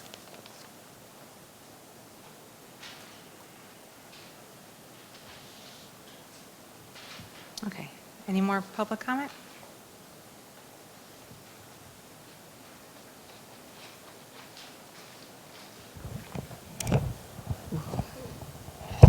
Good evening. My name is Melissa Gomez, and I have a sophomore here at Greeley. I'm here to comment on Science Olympiad, another team. Thank you for the opportunity to speak tonight. First, I want to sincerely acknowledge the incredible things happening across our district because of your unwavering commitment to our students. Expanding Science Olympiad from 3 to 4 teams this year is an example of that commitment in action. More students than ever before now have the chance to compete at representing Greeley for our academic teams. I appreciate the effort it took to transition Science Olympiad from a club to an academic team this year. I know many hours went into making that happen.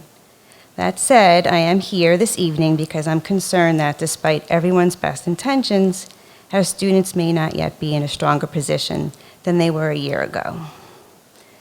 And in some ways, they're struggling more this year. Many students arrive at Greeley having experienced great success at the middle school level. They come with high hopes and strong foundational skills, yet many are feeling discouraged right now, and some have quit. At their first competition last week, many students competed without the basic supplies or materials they needed to perform. Although events and partners were announced a month ago, many still do not have what they need to prepare effectively. To put this in perspective, imagine if our football team showed up to their first game without helmets or cleats. We would definitely rally to fix that immediately. Our Science Olympiad students deserve the same sense of urgency and support. Academic teams do not yet receive the same support as athletics or the performing arts.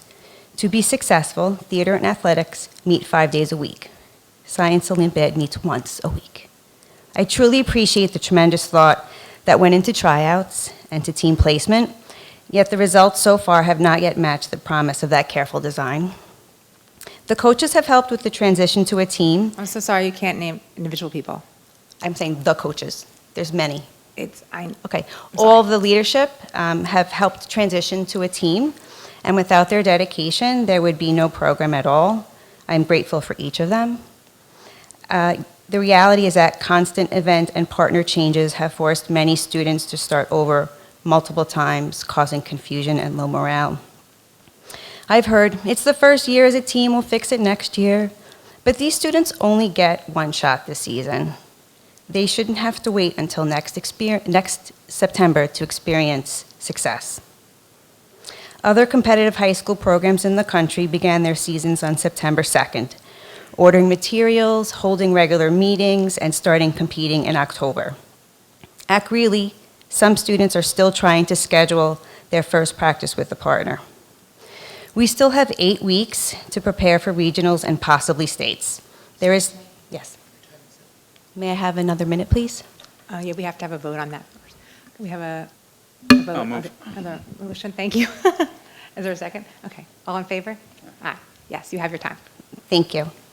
There is time to turn this around with more organization. Our students need supplies, they need dedicated space and frequent meetings to build and test, consistent event-specific meetings with partners, coaching and mentoring check-ins with event partners to clarify rules, troubleshoot builds, guide study sessions, and help them strategize. In short, the same kind of structured guidance we provide in classrooms every day. We don't tell a chemistry student in September to check the syllabus in Canvas and say, "Good luck, I'll see you in June." Teachers guide them every step of the way because that guidance is what leads to excellence. You are responsive, creative, and unafraid to pivot when families need you. If anyone can salvage a season and give these students the competitive experience they deserve, it is you. Thank you for listening and for everything you do for our children every day. Thank you. Is there any more public comment? Okay, thank you. So I have a comment I'd like to make. So, you know, I see the good in what our students are doing tonight. I really do. I am concerned, though, that you felt like you needed to come to a meeting and share your comments tonight. So I feel like I need to get down to the bottom of that. And so I'm going to work on that after break.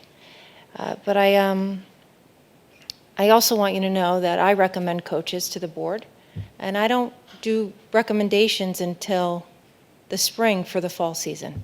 And so again, this is like a little out of context. So I'm going to work on trying to find out with my team, you know, why you felt like you needed to share this tonight at the meeting. And I do appreciate you sharing how you're feeling with us and with the board. So thank you for that. And then, Adam, did you want to make any comments about Science Olympiad? Yeah, so again, I do also appreciate the comment with regard to Science Olympiad. I was a former Science Olympiad coach going all the way back when I was a high school teacher in a neighboring district. So I know pretty well what Science Olympiad is about and what it entails, and it's particularly complicated, as I'm sure those that have students that are involved in it know, because of the number of events and the kind of breadth of sophistication of all those events. I was very involved in the tryout process, and so was helping to organize some of that. But I have heard more recently the concerns that were expressed here, and are working, or I am working with the coaches on those. We do have a survey that's going to go out to students. They'll take it, I believe, on Thursday, so we can get a little bit more feedback with regard to their experiences, and we'll take some steps from there. So that's the update from Science Olympiad. Sure. I'd just like to acknowledge everybody who spoke. I know it takes a lot, and I applaud everyone for advocating for what you believe in. And it's also add that it is so heartening to hear about such a positive experience you've had in your volleyball program. When I grew up here, I played soccer, and the experiences I had going through the soccer program, major impact on my life and on my development and the lessons I learned. So it's so heartening to hear that student athletes are still having those same kinds of experiences. I hope those same kinds of experiences for my children. So thank you. Yeah, I just want to thank all of our students and families for coming and speaking tonight as well. It is hard for me to have to interrupt you and uphold our policies, but I just want to make sure that our public comment always adheres to our policies and that it's fair for everyone and that we hold everyone to the same standard. So I apologize for having to interrupt you, but that's the job. So thank you for coming. We're missing just one thing, though. Yes. Usually public comment is super negative. I know. Lovely. It's positive super comment. And I really do applaud you guys. I mean, it takes a lot of courage to get up there and speak to your convictions. And the best memories I have growing up are being a high school athlete. So I'm happy to hear that experience is what you guys have had here. And that really makes me happy. And I thank you for sharing. A lot to come up and speak to a whole bunch of adults, most of which you don't know. So that's, kudos to you guys on that. We appreciate everything you have to say. Thanks. Okay.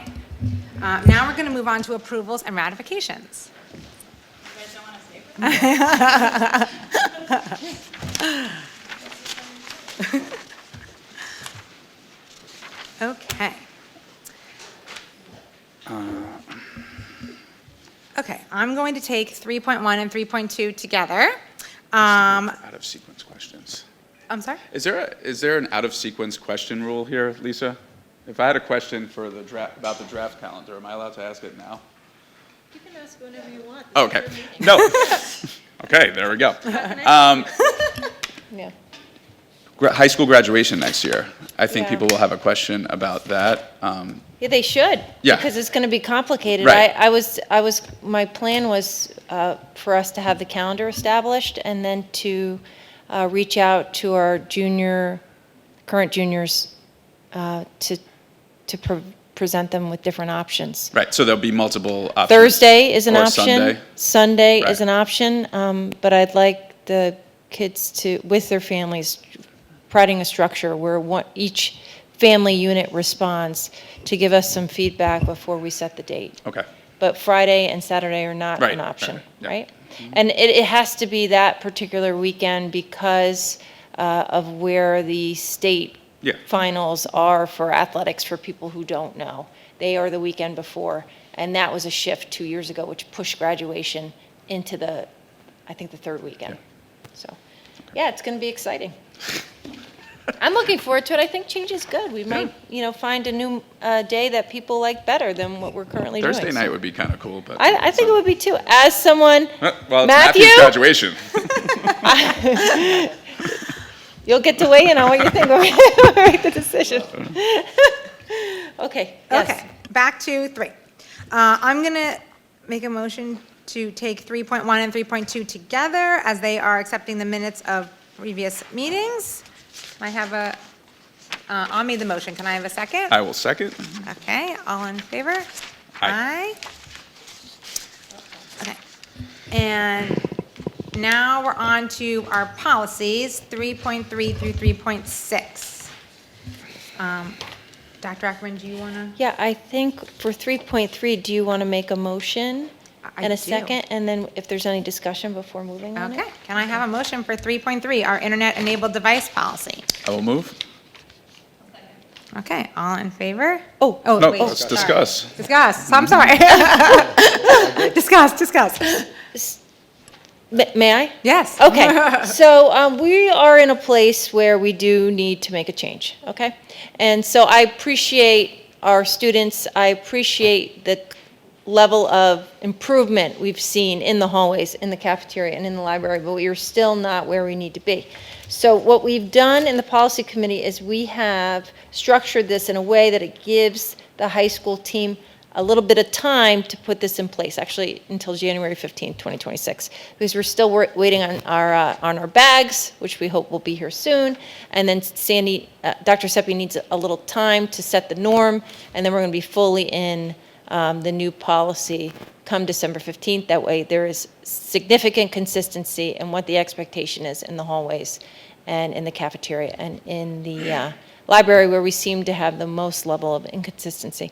And listen, every time you address a student about it, totally polite, absolutely respectful, totally put it away. But we really have to be in the place where we're not addressing anything and people are in compliance with the law. So that's where we are with this after the feedback that we received from our staff, our parents, and our students.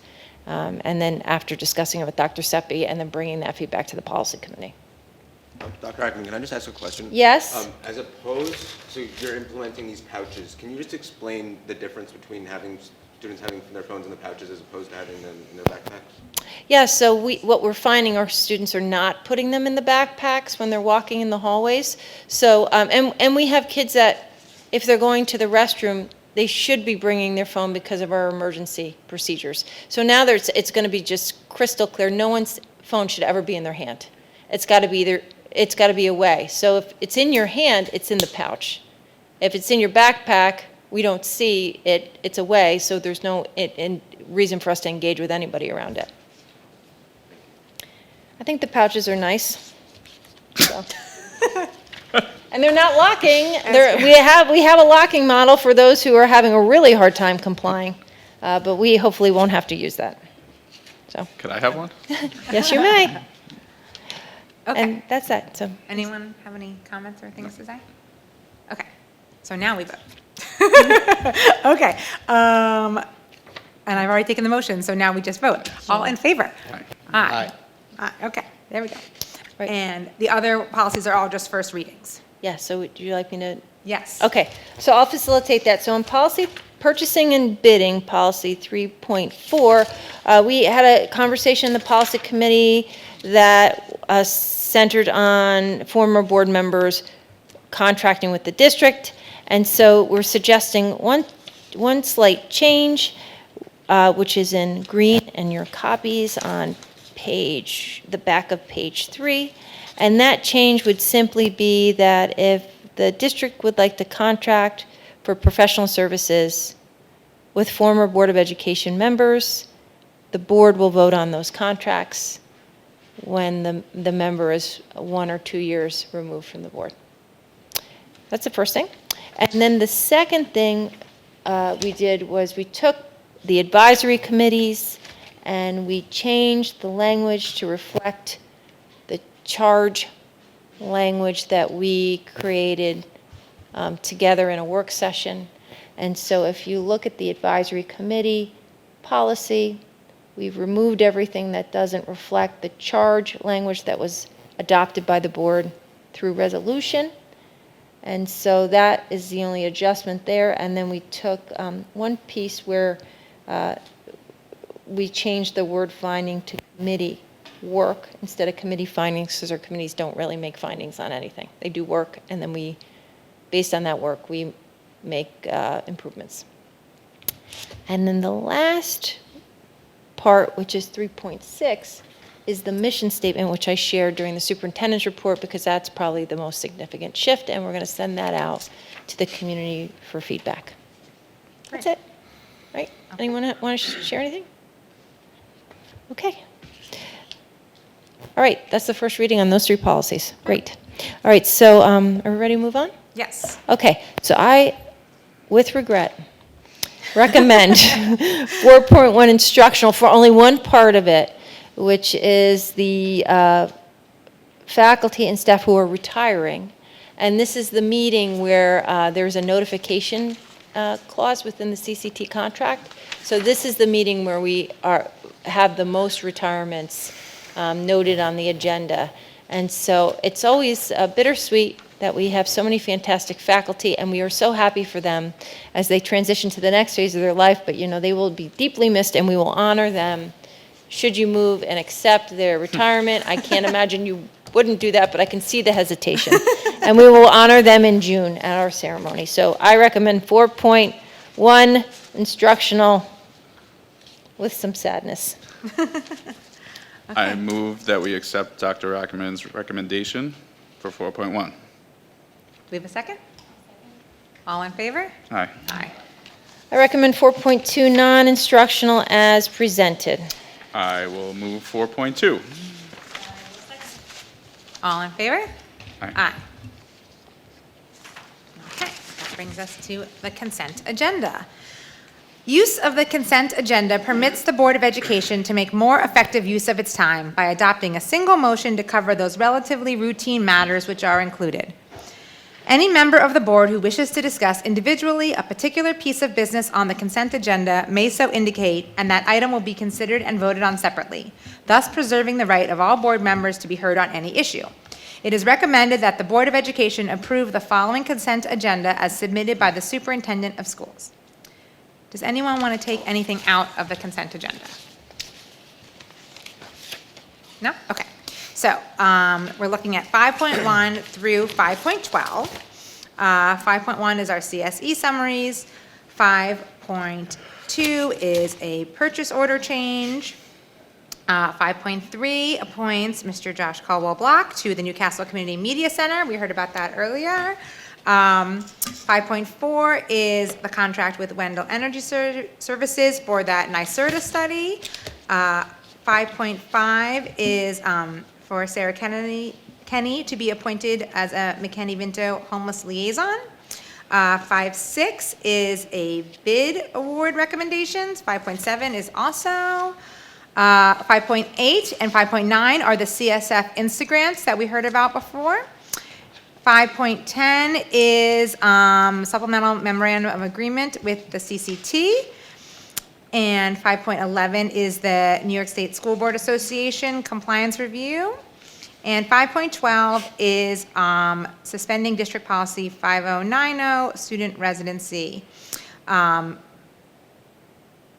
Yes. Okay, that's all of them.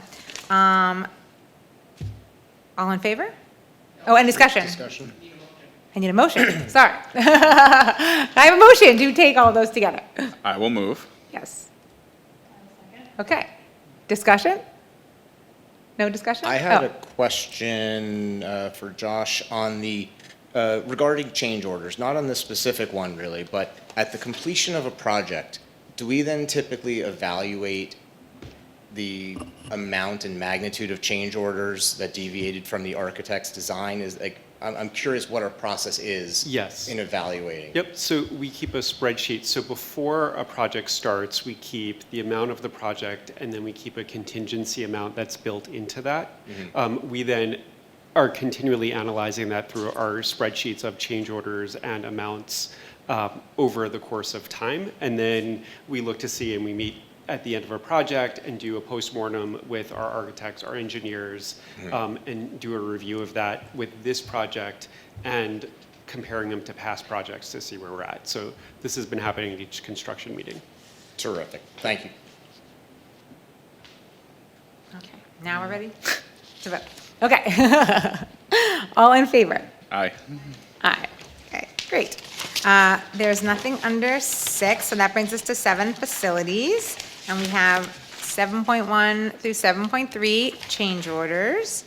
Can I take these together? Great. Can I have a motion, please? I will move the 7s. Anyone second? All in favor? Aye. Aye. Okay. I'm figuring it out, Lisa. Great. Melissa, you're doing fantastic. Truly. Now we're on to 8 for financials, 8.1 through 8.4. And this is acknowledging receipt of our various reports, appropriation, revenue, treasurer's, and claim auditor's report. Can I have a motion to take these together? I will move them all. Okay, all in favor? Aye. Aye, okay. And that brings us to my favorite one, number 9, notice of future meetings. We will have Careful meetings what you wish for. next year. Our next year is, next year we'll be meeting on Wednesday, January 14th at 7 to do the budget preview. Budget season already, I can't believe it. And then on Wednesday, January 28th at 7, the board admin retreat at 4 o'clock and the strategic plan update. Thank you all so much. See you next year. What are we doing at the board? I have to move to close. Okay. Can I have a motion to close the meeting at 9:39? I will move. All in favor? Happy New Year, everybody. Happy New Year. Thank you.